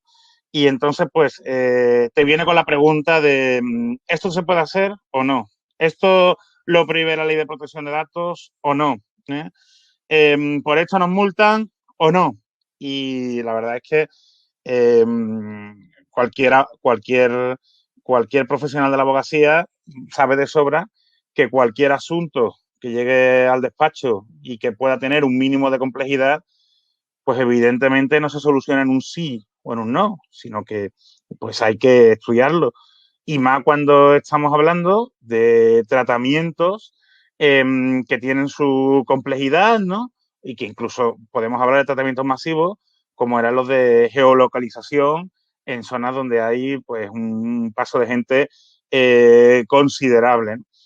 Entonces, pues, esa solución discrepo totalmente, es decir, sí o no. O sea, en la norma, ni en el RGPD, ni en la LOPD, ni incluso en los derechos digitales, ni en cualquiera de las normas conexas de compliance digital, posiblemente vaya a venir una respuesta concreta, ¿no? O vayamos a encontrar un modelo, sino que tiene que ser la labor del abogado profesional en materia de derecho digital o en materia de protección de datos, el que a través de un informe sesgado y dedicado, pues pueda evaluar, ¿no?, el riesgo de ese tratamiento, de qué forma puede vulnerar, en este caso, el derecho a la protección de datos de los titulares de los datos, ¿no?, que puedan estar en ese tratamiento, ¿no? Y si afecta únicamente a la parte de protección de datos, pues podemos hablar de que será el delegado de protección de datos quien tenga no que solucionar, sino supervisar la forma más adecuada de cumplir, incluso pidiendo audiencia, si es necesario, a la autoridad de control correspondiente, si es una empresa privada, la Agencia Española de Protección de Datos, o si es una entidad pública, aquí en Andalucía, ¿no?, pues al Consejo de Transparencia y Protección de Datos de Andalucía, ¿no? Y ahí está el primer error. El primer error que además está generando una brecha muy importante, una brecha que cada vez es más palpable, ¿no?, cómo una empresa demuestra que está realmente adaptada a la transformación digital o no. O sea, cualquier empresa con un cumplimiento normativo medianamente adecuado, pues dispone de un delegado de protección de datos que le oriente en esta materia. Distinto es el caso de autónomos o de pymes que no tengan tantas obligaciones o que no tengan tanto riesgo. Pero a la oportuna pregunta de si mi empresa necesita un delegado de protección de datos o no, pues lo exige la ley o no, la pregunta va más allá y la pregunta implica una proactividad por parte de los responsables, por parte de las empresas y por parte, pues, de todos los agentes sociales que están involucrados en el tratamiento de los datos personales, porque estamos acostumbrados a toda la normativa de protección de datos personales, pero os recuerdo que estamos a puertas ya de tener también una regulación específica en datos no personales a nivel europeo, con lo cual ya no únicamente estamos hablando de la regulación en privacidad, sino que estamos hablando también de más materia que implica el compliance y más el compliance que va asociado a cualquier empresa del siglo XXI, que tiene que ser una empresa que esté adaptada a la revolución digital, que las empresas que no estén adaptadas, pues la gran mayoría, y esta crisis, esta pandemia que estamos sufriendo, la gran mayoría que no se hayan adaptado, pues evidentemente difícilmente van a continuar con su negocio. Empezando por la idea de disponer de una página web. O sea, ¿qué empresa que se precie no dispone a día de hoy de una página web? ¿Qué empresa que se precie a día de hoy no dispone de perfiles en redes sociales? Independientemente de que sea un perfil en Facebook, un perfil en Instagram, un perfil en LinkedIn, porque sea mucho más profesional. Bueno, pues ya únicamente la titularidad de una página web o la titularidad de perfiles en redes sociales implica unos riesgos bastante considerables en materia de protección de datos. Para empezar, es un clásico que cuando empiezas a trabajar con un cliente, lo primero que te pida sea el disclaimer para el disclaimer para el correo electrónico, ¿no?, para poner el aviso del correo electrónico que no me multen, o la política de privacidad de la página web. Oigan, la política de privacidad no es algo de copia y pega,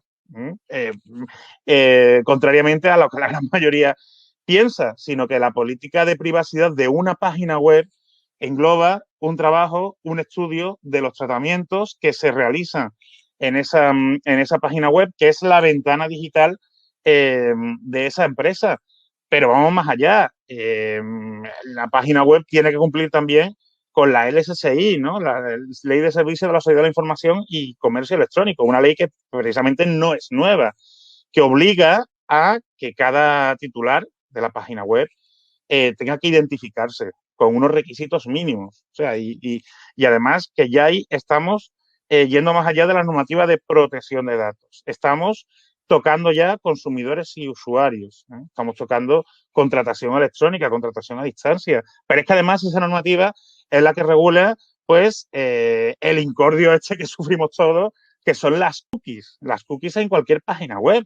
Bueno, pues el tema de las cookies no es baladí. Y por desgracia, el tema de las cookies, la sobreregulación que tenemos y las distintas políticas que existen en las distintas autoridades de protección de datos hasta hace poco, pues lo que han hecho ha sido más volvernos locos que realmente ayudarnos a controlar nuestra privacidad y a controlar el rastreo que las distintas páginas web pues tienen de nosotros, ¿no?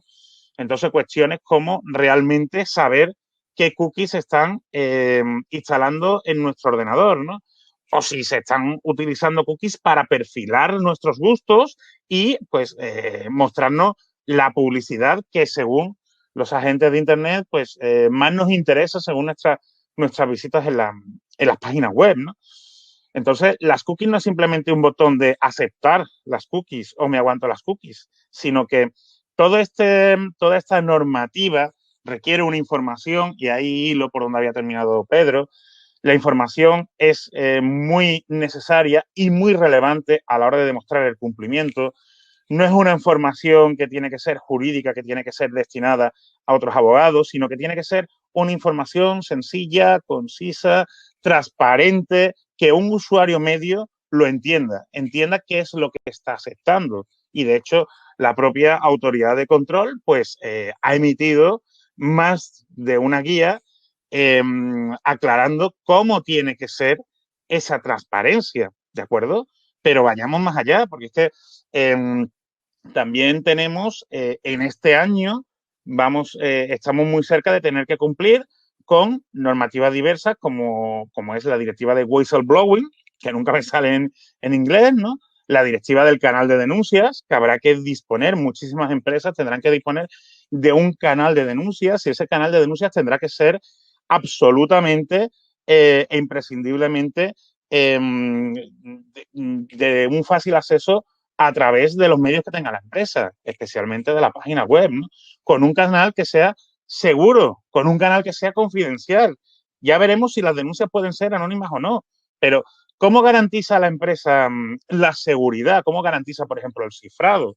Pues nos vamos a normativa como no voy ya a la directiva NIS, que se refiere a entidades, ¿no? que ofrecen servicios esenciales como electricidad, luz, etcétera, sino que ya cada vez es más necesario invertir en ciberseguridad.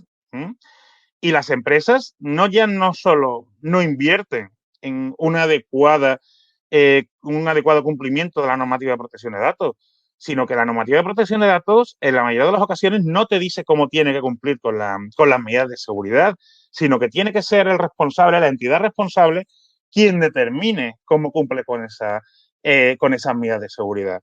Un ejemplo muy básico es, por ejemplo, el que si la empresa tiene una página web, que esa página web pues tenga HTTPS. De hecho, más de una empresa ha sido sancionada por la agencia en torno a los 1.000 o 3.000 euros por no disponer de una página web segura. Y en eso la ley no encontrarás una referencia específica a ello en la LOPD o en el RGPD. Y además seguimos con las normativas que son más propias del compliance, como puede ser, por ejemplo, la normativa de igualdad, que también requiere que exista un protocolo antiacoso, un protocolo para poder denunciar las conductas sexuales inapropiadas, también para disponer de un lenguaje no sexista en la página web. Si la empresa trabaja con menores, pues disponer también de una política de protección de menores. Es decir, que esto no es únicamente el cumplimiento de la normativa de protección de datos y disponer de una cláusula de protección de datos, un disclaimer de protección de datos y punto, sino que cualquier usuario de Internet, cualquier cliente, cualquier persona trabajadora de esa entidad, pues puede ejercitar sus derechos, puede ejercitar sus derechos de acceso, rectificación, supresión, oposición, pueda solicitar cualquier tipo de información, pueda poner dentro de nada una denuncia con todas las garantías, pueda denunciar una conducta que infiera contra la igualdad de género.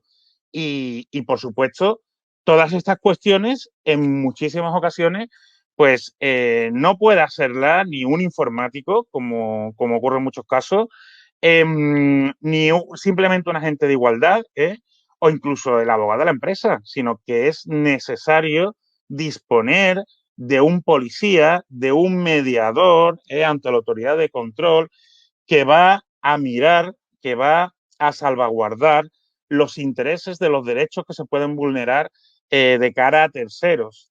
Y ahí entra en juego el posible conflicto de intereses. En la mayoría de las ocasiones, el propio abogado de la empresa es también quien supervisa todas estas normativas. Por eso, cuando Héctor comentaba, y perdónanos Héctor, pero es que nos ha servido de un ejemplo magnífico, y tú no tienes por qué saber sobre esto, ¿no?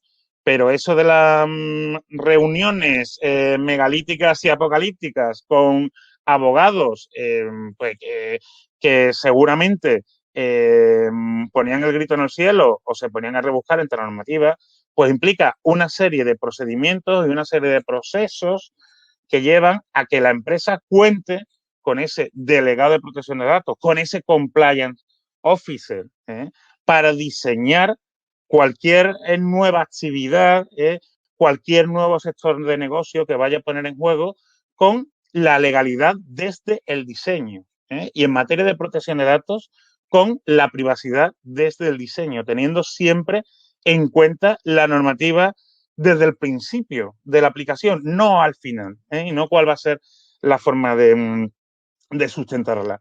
Y todo ello teniendo en cuenta que el usuario cada vez es más exigente, que el usuario, las personas físicas, son cada vez más conscientes de sus derechos digitales y que además que no sabe cómo tiene que afrontar. Y me remito a casos exponenciales como el de Phone House, que hemos vivido en las últimas semanas, que es un simple caso de ransomware, que no ha sido ninguna otra, no ha sido nada nuevo, pues evidentemente eso nos ha pasado en muchos despachos de abogados, en muchas gestorías y además de Sevilla, en donde justo cuando había que presentar pues un recurso que siempre vamos con los plazos agotados, pues resulta que llegaba un correo malicioso, pinchábamos y nos pedían un rescate de 2.000, 3.000 o 5.000 euros que, bueno, que más de un profesional ha terminado pagando porque no sabía cómo actuar, ¿no? Y evidentemente hay que disponer de protocolos muy claros para notificar no solo a la autoridad de control en un plazo máximo de 72 horas, sino de notificarlo y de comunicarlo también a los posibles afectados. Porque como contaba Pedro, pues al final que utilicen nuestros datos porque han robado de las empresas de las que somos clientes nuestro nombre, apellido, nuestro DNI, nuestro correo electrónico, pues al final pues nos puede causar un perjuicio de suplantación de identidad y nos puede pasar como la chica esta de 2 hermanas que fue a denunciar el caso de suplantación de identidad y directamente le dijeron en comisaría, bueno, no lo puedes denunciar porque estás en busca y captura y te tenemos que meter a la cárcel, ¿no? Es triste, pero es cierto y ojalá que ninguno de nosotros nos veamos en esa tesitura. Pero tenemos que ser cada vez más conscientes y tenemos que ser cada vez más realistas y tenemos que garantizar tanto nuestros derechos como los de los demás. Y ya termino señalando que, bueno, he comentado mucho el tema de las empresas, de las personas jurídicas, pero que no se nos olvide que nuestra normativa es aún más garantista, que a lo mejor la autoridad de control se está metiendo en donde no debe, pero que está sancionando también a personas físicas en materia de disputas vecinales, donde un vecino pues pone una cámara de vigilancia para grabar a otro. El caso de una persona física, una criadora de gatos que vendía gatos por internet, que a mí es un caso que me encanta, porque me recuerda a la Agencia Española de Protección de Gatos, ¿no? Entonces, pues, una persona física que no era persona jurídica ni nada y vendía gatos por internet y fue sancionada por la agencia, más bien apercibida, porque una de las personas que le preguntó a través del correo electrónico o de sus canales digitales, pues lo denunció ante la Agencia de Protección de Datos, ¿no? Y cada vez más común que personas físicas, incluso adolescentes, que quieren tener notoriedad en Internet, en las redes sociales, que quieren estar en Internet, que quieren ser influencers, pues se dediquen a hacer fotos en la vía pública, que saquen a otras personas. Ayer me llegaba el caso de una estudiante una estudiante de fisioterapeuta que quería pues utilizar su Instagram para hacer fotos a bebés con los que había trabajado y publicarlo en las redes sociales. Entonces tenemos que concienciar que a mayor actividad, a mayor exposición, pues mayor riesgo y mucho más cuidado tienes que tener en el cumplimiento, ¿no? En el cumplimiento normativo de todas esas materias que pueden afectar. Así que nada, bueno, yo creo que con esto ya he dejado clara mi postura. No sé si te parece bien, Javier. Jesús, perfecto. Además, me ha encantado lo de la Agencia Española de Protección de Gatos, que ahora comentaremos el caso. Después lo comentamos. Sí, es precioso, ¿no? Es muy bonito. Y además es a una persona física, el responsable no es una empresa, es una persona física. Es una persona física y además que si tú ves, no sé si has podido ver la página web de venta de gatos, no tienes por dónde cogerla, ¿sabes? Sale la familia entera, la familia entera. Y poco ha sido la amonestación, ¿sabes? Que después de caer por todos los sitios. Totalmente. Bueno, pero para que veáis que incluso las personas físicas que hacen cosas que se salen de lo común en Internet, es que también tienen que asesorarse profesionalmente con un abogado en esta materia. Y yo lo veo clarísimo. Y a la gente le cuesta, Javier. Efectivamente. Bueno, pues invito al resto de los ponentes a que se unan a la mesa redonda y a las personas asistentes que hagan las preguntas que crean convenientes. De momento solamente tenemos 2 preguntas que vamos a, si os parece, la suelto. Es de Álvaro Vilches, que es tocayo mío por el apellido, no por el nombre, y pregunta si son mis datos de mi propiedad y si es así, ¿puedo poner precio a mis datos? Seguramente todos conoceréis el estudio este que hubo en los Estados Unidos, ¿no? En el que ponía que nuestros datos anualmente costaban unos 20.000 euros. Tenía trampa el artículo porque ponía en una familia de 4 personas, o sea que más o menos nuestros datos cuestan unos 5.000 euros según el estudio de la universidad estadounidense. Os lanzo la pregunta para quien quiera responderla. Yo, si queréis, una de las líneas nuestras de negocio es vender datos, ¿no? Y a mí justamente la información que tengo yo es casi la contraria. O sea, el dato individual de alguien vale 0,00001 céntimo. Vale poquísimo, ¿no? Claro, entiendo que a lo mejor ese otro estudio pues hace referencia a un dato que ya es de detalle de hasta la última enfermedad que hayas podido tener tú, de estos genéticos. Pero bueno, yo en mi experiencia el dato individual de las personas tiene poco valor, de personas normales, quiero decir, ¿vale? Tiene muy, muy, muy poco valor y ha habido gente y ha habido iniciativas de intentar vender datos individuales y ha habido desde el mundo del software libre y tal, agrupaciones de personas, oye, quiero vender, y la tasación era ridícula. Tú ten en cuenta que algunos de los datos que he presentado yo ahí, que son datos de muchísimo nivel y tal, no son tan caros, es verdad. O sea, que es llamativo, ¿no? O sea, que aquí lo que importa es la escala. Que no es que te valga el dato de Mastercard como el que enseño yo, $1.000.000. Sí. Yo entiendo que lo que no es que el dato valga dinero de que yo tenga los datos y los pueda vender en bruto. Es decir, yo tengo una base de datos de los colegiados, yo tengo una base de datos que me he descargado tal y lo venda. No. Yo tengo una base de datos y con otra base de datos, yo con esa base de datos puedo obtener rendimiento económico. Es decir, a mí yo necesito datos personales para conseguir un rendimiento económico. El caso más claro, con que tratan muchísima información, Google o cualquier otra empresa, me dice, yo le hago esto gratis o yo le analizo la electricidad gratis en su casa porque yo lo voy a analizar y con esa información tengo la posibilidad de ofrecerle un plan que ya le voy a cobrar. Entonces, pero no es malo, o sea, a mí me parece fantástico. A mí me parece fantástico.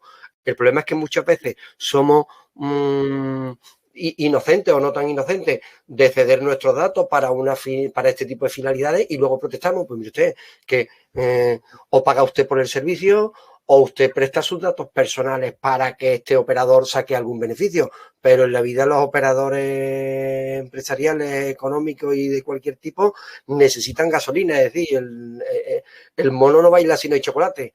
Y si la empresa no tiene beneficio, pues ¿para qué le va a prestar usted un servicio y le da un Gmail y le da unos servicios?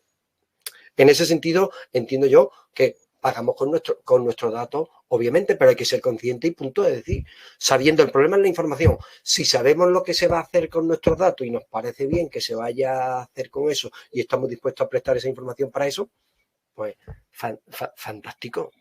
Mira, yo veo eso como un arma de doble filo, ¿no? Porque evidentemente, pues, nuestros datos tienen un valor.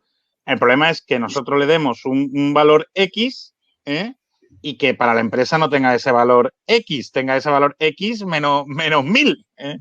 Entonces, yo creo que el ejemplo va, pues, por lo que están haciendo ahora, pues, grandes empresas, que no sé realmente cómo estarán en materia de cumplimiento, pero que sí me parece muy interesante. El caso de HBO Max en Estados Unidos, que es como para hacerle frente a Netflix, pues tiene dos tipos de suscripciones. La primera es la normal y corriente que pagas, $10 o lo que sea.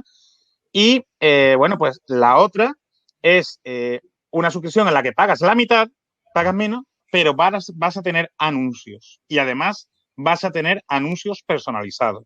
Con lo cual, personalizados según el tipo de contenido que tú veas, ¿no? Yo creo que por ahí sí puedan ir los tiros. Ahora, que a mí me paguen por utilizar mis datos, evidentemente estamos en un mercado libre, ¿no? Otra cosa es el perjuicio que a mí me haya podido causar una brecha de seguridad.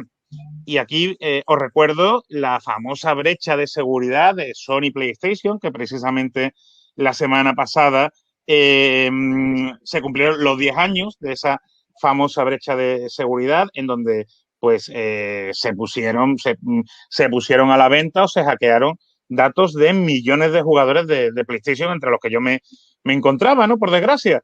Y entre los datos que hackearon, pues estaban el nombre, el apellido, el correo electrónico, que dices tú, bueno, vale, pero estaba también teóricamente la tarjeta, el número de tarjeta de crédito, ¿de acuerdo?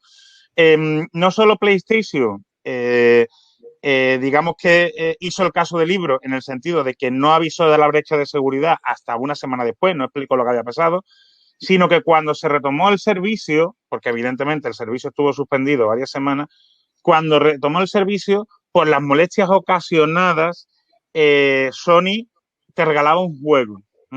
¿Dónde estaba el problema? Que el juego que te regalaba no era un AAA, no era un juego de los más caros, de los que costaba 50 o 60 euros, sino que te regalaba un juego que costaba 3 o 4 euros. Y yo creo que ahí está el debate, ¿no? Ahí está el ejemplo. El poner en riesgo mi privacidad o el haber tenido mi tarjeta de crédito expuesta durante no sé cuántos meses o no sé cuántos años, se me compensa con 3 euros simplemente. Yo creo que ahí está el debate, ¿no? Que Muy poco, Jesús, porque bueno, ahí está. En la Deep Web seguro que cuestan mucho más tus datos, ¿no? Bueno, tu nombre, apellido, correo electrónico, cuenta bancaria y demás, ¿no? Totalmente, Javier, totalmente. Entonces, claro, y en aquella época no sancionaron, bueno, porque no existía el RGPD y se lo llevaron a la agencia, aquí denunció Facua, se llevó el tema a la autoridad, el ICO, la autoridad inglesa de protección de datos, porque las oficinas de Sony estaban allí, y la multa fueron sencillamente de 300.000 libras, que evidentemente, pues eso para Sony es carderilla. Es lo que deja el jefe de Sony cuando llega por la noche a su casa, lo que deja encima de la mesa, pues eso prácticamente, ¿no? Entonces, pues yo veo que esa sensibilización sí hace falta, porque la brecha de seguridad, sabéis que es raro la semana en donde no tenemos noticias de una brecha de seguridad. Y esas son las que nos cuentan. Daniel, ¿tú querías intervenir? Desde nuestra perspectiva, nosotros la verdad es que nos estamos dando cuenta que hay un problema de concienciación. O sea, decidir por mí si esa información es compartida sin mis propios permisos y sin la fórmula más inmediata que yo pueda ser consciente de que eso se está compartiendo. Porque nosotros estamos yendo a colegios a hacer labor de concienciación, haciendo talleres con los padres o la familia, y los niños, como han nacido en este tema, pues ellos no entienden el peligro, pero ningún padre ahora mismo le daría su coche a un hijo sin carnet, pero le está dando un móvil y no le explica lo que es la privacidad, que es el código de circulación. Entonces te encuentras que un niño con 14 años, pues le hace fotos a otro compañero en el baño, lo comparte y el tío se cree que está en el absoluto derecho. Entonces, el confundir lo que es el tratamiento del dato con la privacidad, creo que hay una línea ahí que es donde confluye un poco más el magma de la situación, por lo menos desde mi perspectiva. ¿Alguno más quiere aportar? Jesús, respecto al tema de las brechas de seguridad que tú comentabas, yo lo comparo como cuando te roban el coche, lo primero que haces es denunciarlo, ¿no? ¿Por qué? Porque si después con el coche cometes un delito, al final que van ahí es contra ti. No te buscan a ti. Efectivamente. Por lo tanto, yo animo que aquellos que tengan brecha de seguridad, pues que realmente lo pongan en conocimiento de la Agencia Española de Protección de Datos y se dan los requisitos para ello y sobre todo, como tú has comentado, tener un protocolo específico para tal cuestión, ¿no? Además que Javier, Pedro, yo creo que cada vez es más importante ser proactivo a la hora de comunicar una brecha de seguridad ante la autoridad de control. Antes lo era, pero yo, por mis últimas experiencias, estoy viendo que la agencia valora mucho el que se haya notificado la brecha a la hora de demostrar el cumplimiento proactivo. Y las empresas, pues lo primero que te dicen es que no, o sea, te buscan la manera de callarse, ¿no? De esconder al muerto debajo de la alfombra. Sí, Craso error.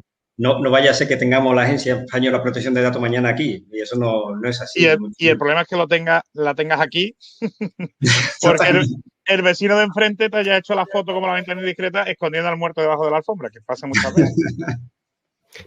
A ver, el problema de esto yo siempre cuento que como antiguamente cuando ibas a Estados Unidos, que tenías que rellenar la tarjetita verde, que te preguntaban si pensaban matar al presidente de los Estados Unidos, ¿vale? A un europeo, pues le llama mucho la atención. ¿Y usted por qué me hace usted esta pregunta? Se lo pregunté a un norteamericano y me dijo, mira, es que aquí es más grave mentir en la tarjetita verde que matar al presidente de los Estados Unidos. Mira, si lo matan, nada es mal. Pero por lo menos y decir que no lo vas a matar y luego matarlo, eso es mucho peor. Pues lo mismo pasa con las brechas de seguridad. Está mal que tengas un fallo de seguridad. Tal. Ahora, mucho peor es tener el fallo de seguridad y que te cojan. Como te cojan y no hayan notificado, pues estás muerto. Está muerto. A mí me parece, bajo mi punto de vista, será que mi mentalidad es más europea, me parece un poquito barbaridad que sea más grave una cosa que la otra. Es como si mañana Hacienda pues me dice que si yo un desfalco que tengo que notificarlo inmediatamente a la gente, porque si no, no solamente me van a sancionar por el desfalco, sino que me van a sancionar por no haber dicho. Carlos, no se te escucha, Carlos.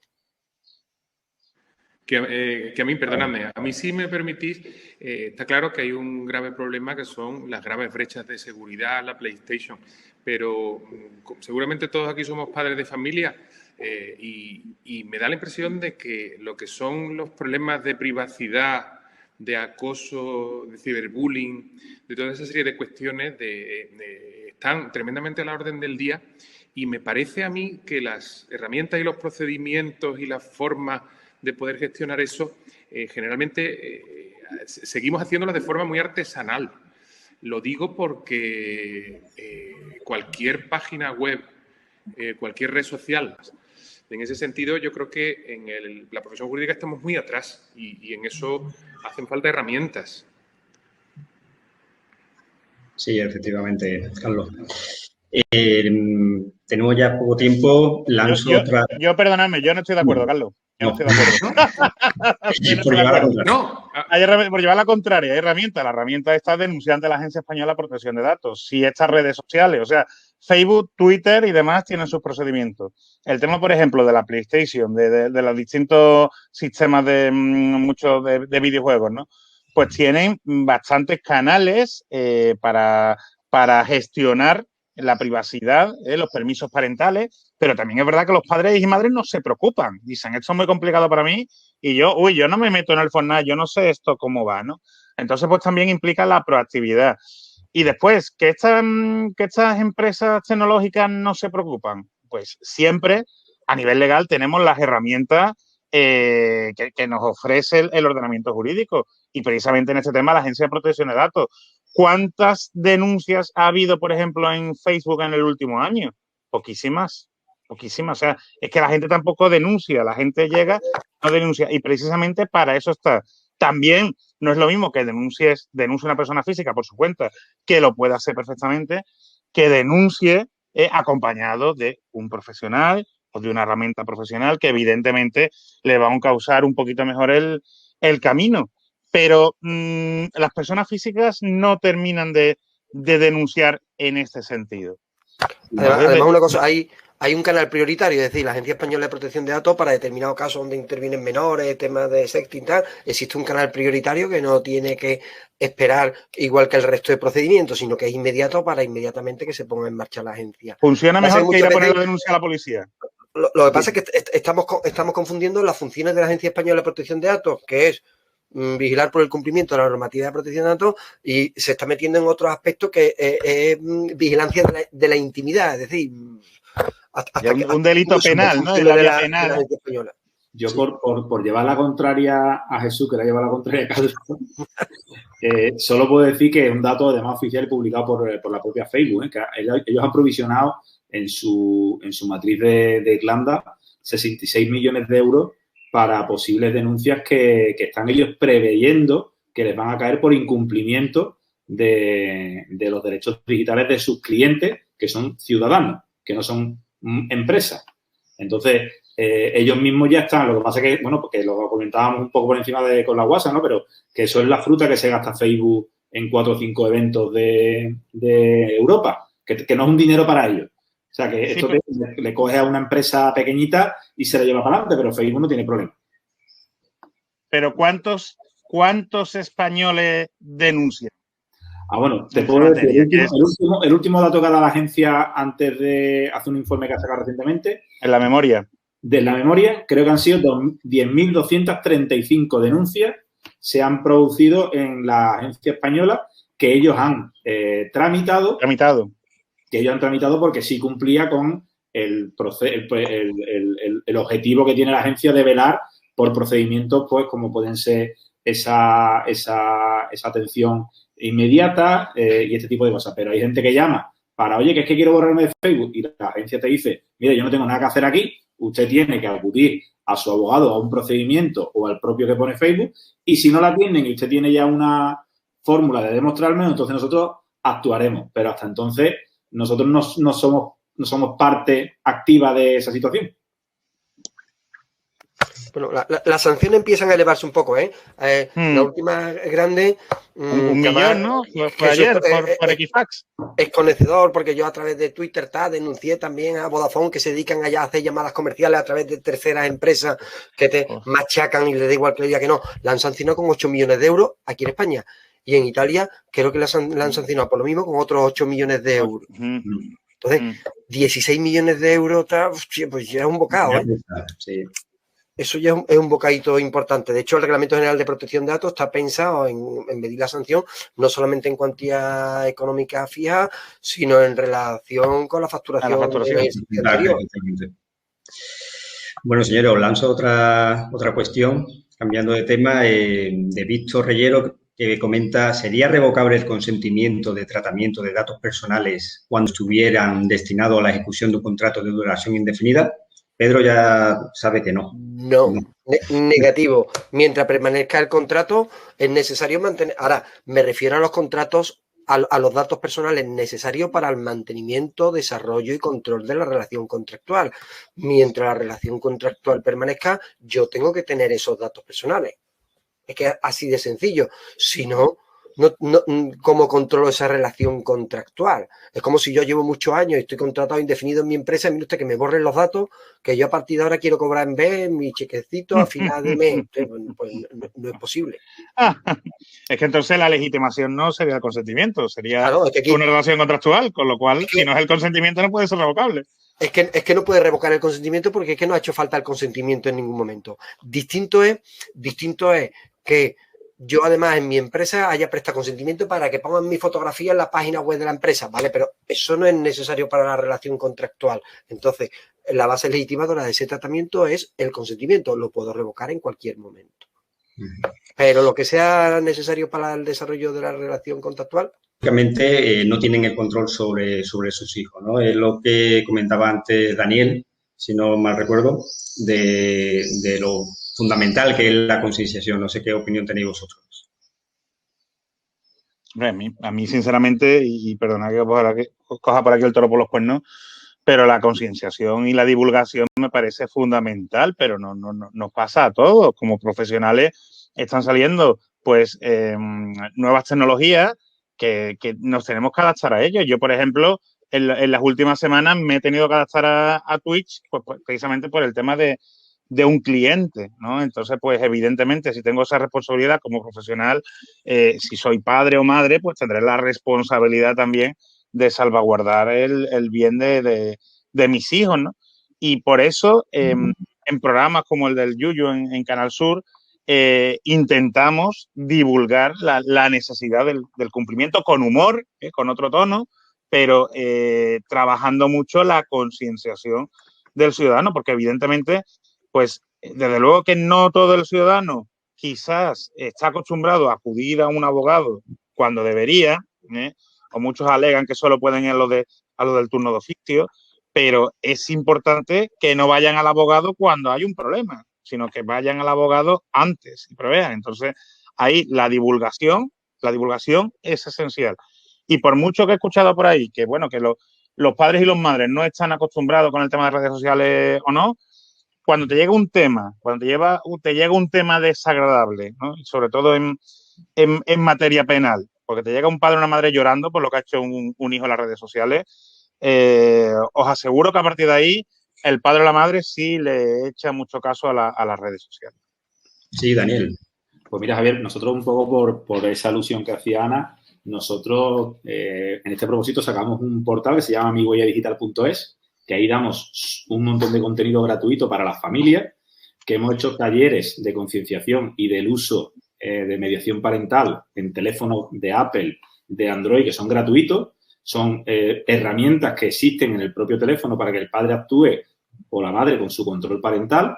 Son cursos que hemos hecho gratuitos a través de Andalucía Compromiso Digital, que han tenido un mogollón de visitantes a través de YouTube y de los directos, y que nosotros animamos a todos los padres que ya en la propia página web lo hacemos de forma altruista, porque nosotros pensamos que evitar es mucho mejor que ir al choque de trenes. Entonces, ayudar a la familia a entender que si tú le explicas a tu hijo que lo que hace está bien y mal y que él sabe que tú lo estás haciendo por educación y por tener esa mediación parental, que le estás dando un coche, que es que el niño puede cometer un delito en cualquier momento, ¿sabes? Entonces, el actuar en concienciación para nosotros es fundamental. Nosotros, de hecho, estamos invirtiendo más en concienciación que en acciones comerciales desde You4Gaming. O sea, estamos trabajando de forma altruista, ofreciendo a muchísimos colegios talleres para sentar a los padres y explicarles, oye, mire usted, si usted quiere controlar el dispositivo de sus hijos, estas herramientas son gratuitas. No hace falta tener una carrera de ingeniería, nada más que hace falta seguir este mini tutorial de 7-8 minutos que está en este sitio. Otra cuestión es que tenga usted la voluntad de hacerlo o de no ocuparse. Pero yo creo que concienciación que es mucho más importante que formación, porque formación la podemos recibir todo, pero al final no ser consciente, ¿no?, de la formación que recibimos, ¿no? Y por lo tanto es fundamental. ¿Alguno más quiere aportar sobre el tema, no? Yo quiero hacer una pregunta a raíz de lo que ha dicho Héctor, de que el 80% del tiempo lo pasamos bajo techo. O sea, quiero iniciar a través de ese comentario de Héctor, que yo me he quedado alucinado porque yo creía que pasaba mucho tiempo en la calle, pero ahora me doy cuenta de que no, que paso más tiempo bajo techo que bajo el sol, ¿no? Y sin embargo tenemos la costumbre de tener lo que son los datos personales en la nube, ¿vale? Los proveedores de servicios de computación que muchos abogados usamos para gestionar nuestros expedientes y demás, ¿no? Entonces, claro, esas grandes tecnológicas, sí, estamos muy seguros de ellas y demás, pero ¿cómo nos garantizamos que realmente borran los datos personales cuando ya dejan de usarlo? Porque en el contrato podrán decir misa, de que lo hacen, que no sé qué, pero yo doy un paso más. ¿Cómo me lo garantiza?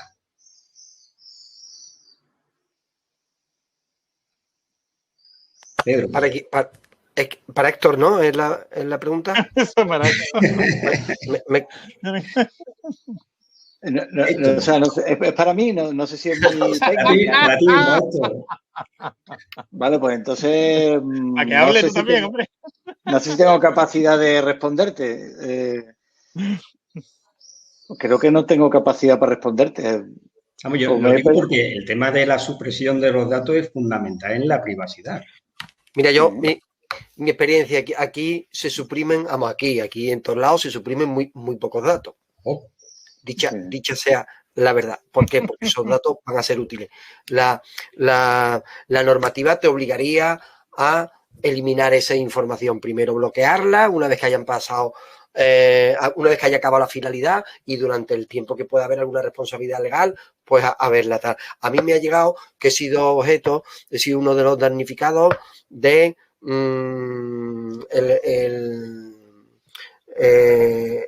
el virus en The Phone House. Pues, entonces... Sí, pero casi con tus datos y encima los han perdido. Bueno, tampoco eran tan importantes. ¿Es mentira? Además, ¿sabes si compraste la carcasa fosforito? ¿Sabes? Eso es lo único que me da miedo, que salga a la luz. Pero desde ese punto de vista es que es muy difícil, sobre todo además porque también es muy difícil pillar a una empresa que lo haga. El problema de esto es, a ti te dicen que lo van a eliminar, pero ¿cómo lo vas a comprobar? ¿Cómo se sabe que no lo eliminan? Pues en este caso de esta brecha de seguridad, cuando salió el vídeo de Cifuentes de videovigilancia que se tendría que haber eliminado al mes y no se eliminó, cuando surgen este tipo de cosas, pero tiene que surgir un accidente o algo muy grave para que realmente te pillen, pero tú te vas a cualquier despacho abogado y tú dile ahora que tiene que eliminar todos los expedientes de una vez que finalizado, que los tiene que guardar a tal, pues se te van a tirar al cuello. Sí, no, de hecho se me han tirado a más de uno. De hecho, yo creo que es absurdo, que ese caso es una exigencia absurda. Distinto es que no lo puedo utilizar para determinadas finalidades, pero a nivel sí me puede servir. A nivel de nube, ¿no? Que nosotros cuando compramos datos normalmente tienen un periodo de tiempo, ¿no? Oye, pues este dato es para que el dato de Mastercard o el dato de Telefónica o el dato tal, ¿no? ¿Vale? O el dato de Idealista, de venta de casas, ¿no? Y tienes derecho a utilizarlo, comercializarlo o revenderlo en base a unas condiciones, unos contratos bastante extensos, ¿no?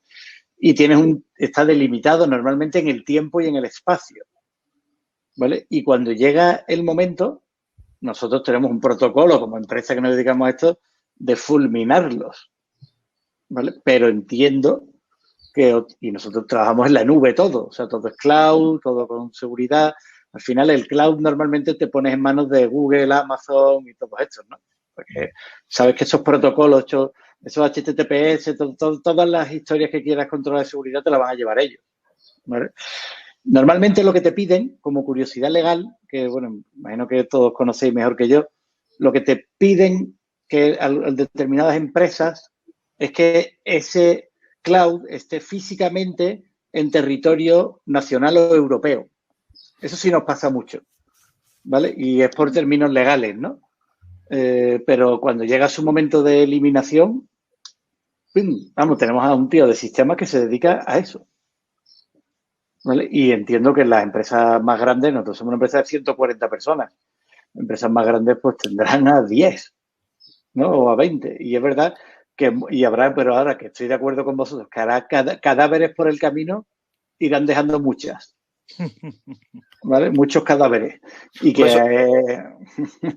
sobre todo los pequeños, es decir, grandes empresas a lo mejor que manejáis grandes volúmenes, que compráis para eso concreto, tal, sí, pero una empresa que tiene los datos de sus clientes de hace 30 años, de que vendían, tú dile al empresario que tire esos datos, te tira a ti por la ventana. Sí, no, que lo que estás pensando es sobrevivir. Eso es como... Aparte que es un poco suyo, se les debería de obligar a que lo guarden en un sitio seguro, tal, que permanezca indefinidamente bloqueado, tal, perfecto. Pero a que eliminen esa información o que se dediquen ahora con rotulado a tachar para anonimizar y que no sepan quién era, tal, pues, a mí me parece... trabajo absurdo. Eso llega un poquito a ser ridículo. Es complicado. Salvo que sea algo malo, es decir, yo tengo unos delitos y yo quiero prescrito y ha pasado el tiempo que está, pues exijo que se elimine esa información, que eso malo mío no permanezca eternamente, o un derecho al olvido en Google, tal. Pues sí, ahí sí lo entiendo.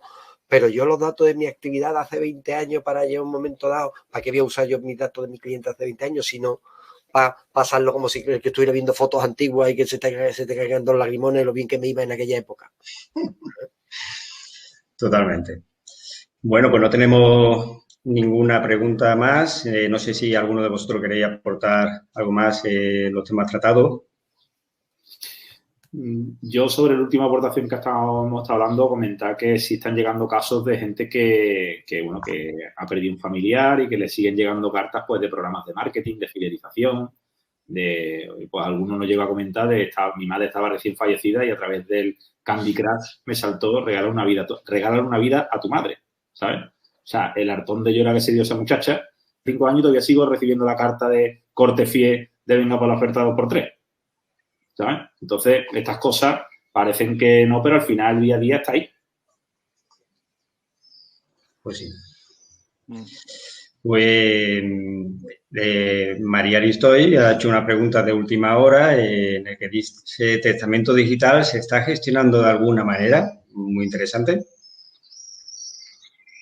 Yo, por analizar un poco la perspectiva del mercado y tal, sí sé que hay algunas iniciativas interesantes sobre ese tema. Y hay algunas compañías que se están dedicando, bueno, pues con unas soluciones tecnológicas apropiadas.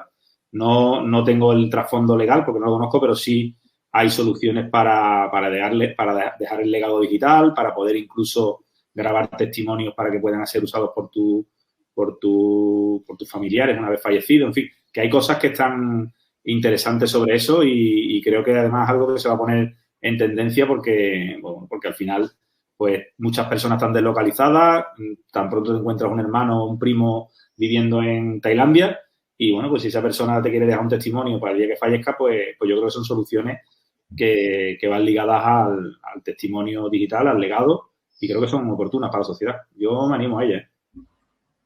Hombre, el artículo 96 de nuestra LOPD GDD regula todo lo que es la herencia digital y lo que sí es verdad que, bueno, hace ahí un pequeño atisbo, pero necesita un desarrollo reglamentario que debería de haber aparecido, pues, ligado casi a la publicación de la LOPD, pero bueno, no tiene visos ahora mismo de que vaya a salir, ¿no? Y mientras tanto, pues, iniciativas como las que contáis, pues, son muy interesantes, ¿no? Aún así, si un responsable de tratamiento, si una empresa de estas características cumple con los plazos y tiene una privacidad por diseño y una privacidad por defecto adecuada, no debería conservar los datos más tiempo del necesario. Y yo ahí ya tendremos cada uno nuestras opiniones de lo que es un plazo de conservación necesario.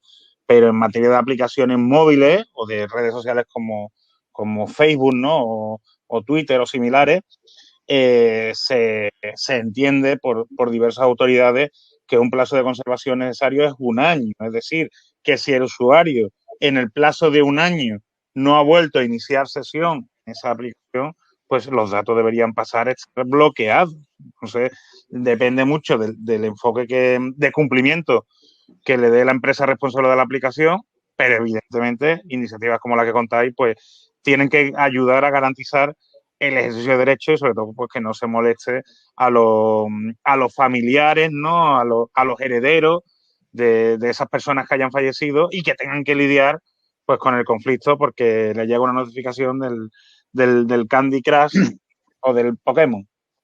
De todas maneras, las redes digitales tienen eso ya bastante protocolizado, es decir, Facebook, la mayoría tienen ya previsto cuando tienen conciencia, noticias de que alguien ha fallecido, lo convierten la cuenta en una cuenta de una persona fallecida, donde pues las personas por relaciones familiares, relaciones de hecho o los herederos digitales que a través de Facebook uno puede nombrar quién es su heredero digital, incluso puede dejar dicho qué se va a hacer con su cuenta, en fin, eso gracias a Dios las redes sociales están bastante controladas. Distinto es una empresa que yo he comprado que presta el consentimiento y imagínate que tú has prestado el consentimiento para recibir comunicaciones comerciales, pues yo al año no lo voy a dar de baja, no lo voy a dar de baja en la vida hasta que me retire el consentimiento. Entonces si la empresa no tiene conciencia de que esa persona ha fallecido, pues el problema es que le va a seguir enviando. Ahí tendrían pues que actuar los familiares que lo reciben y comunicarles, mire usted,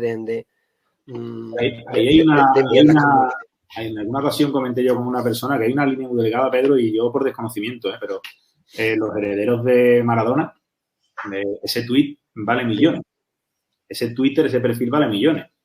¿Qué sucede en esa situación, no? O sea, que el perfil de Maradona mañana haga esto genera una eclosión en el mundo del fútbol. Y claro, eso pero ¿no? Entonces, ahí será la relación contractual con Twitter, es decir, Twitter tiene unas condiciones, yo no sé cómo serán, pero si Twitter dice que una vez que la persona titular fallece y pasa y se recupera la cuenta o la para tal, tendrá, claro, lo que tú no puedes hacer, porque Twitter es más anónimo. Es decir, Twitter es una cuenta que puede pertenecer a una persona o a otra, tal, y puede ser la misma cuenta o una persona jurídica. Sin embargo, Facebook no, Facebook son personas, está pensado para personas físicas, ¿no? Twitter tiene cuentas verificadas, Pedro. Twitter tiene patrimonial, el Twitter de Maradona. No veo que no pueda ser transmisible desde el punto de vista de la teoría general del derecho. ¿Por qué no va a tener un valor patrimonial transmisible entre vivos entre vivos posiblemente menos, pero mortis causa? Es que no me repugna, insisto, estoy pensando en voz alta, pero no me repugna que sea transmisible. Si es una cuenta, yo entiendo que si es una cuenta estándar, que por ejemplo me gusta el fútbol tal, y da igual que sea mía que de cualquiera, ahora si identifica una persona tal y es verificada y Facebook verifica que pertenece a esa persona, pues entiendo que la verificación de Facebook valdrá bastante poco porque realmente no está identificando a esa persona, a no ser que permitan transmitirla sin quitándole esa verificación, porque evidentemente no pueden verificar que pertenece a esa persona, pueden verificar que pertenece a un heredero, pero... Bueno, señores, la pregunta de María nos ha animado el debate, pero tenemos que dejarlo ya porque estamos ya fuera de hora y tenemos los compromisos ineludibles que gestionar cada uno. Os agradezco muchísimo la intervención que habéis tenido. Carlos, muchas gracias por todo. Y, bueno, compañeros, compañeras, a todos los que han asistido, os agradezco esta jornada, este seminario tan interesante que hemos tenido. Muchísimas gracias a todos y a todas. Venga, gracias a todos. Chao. Hasta pronto.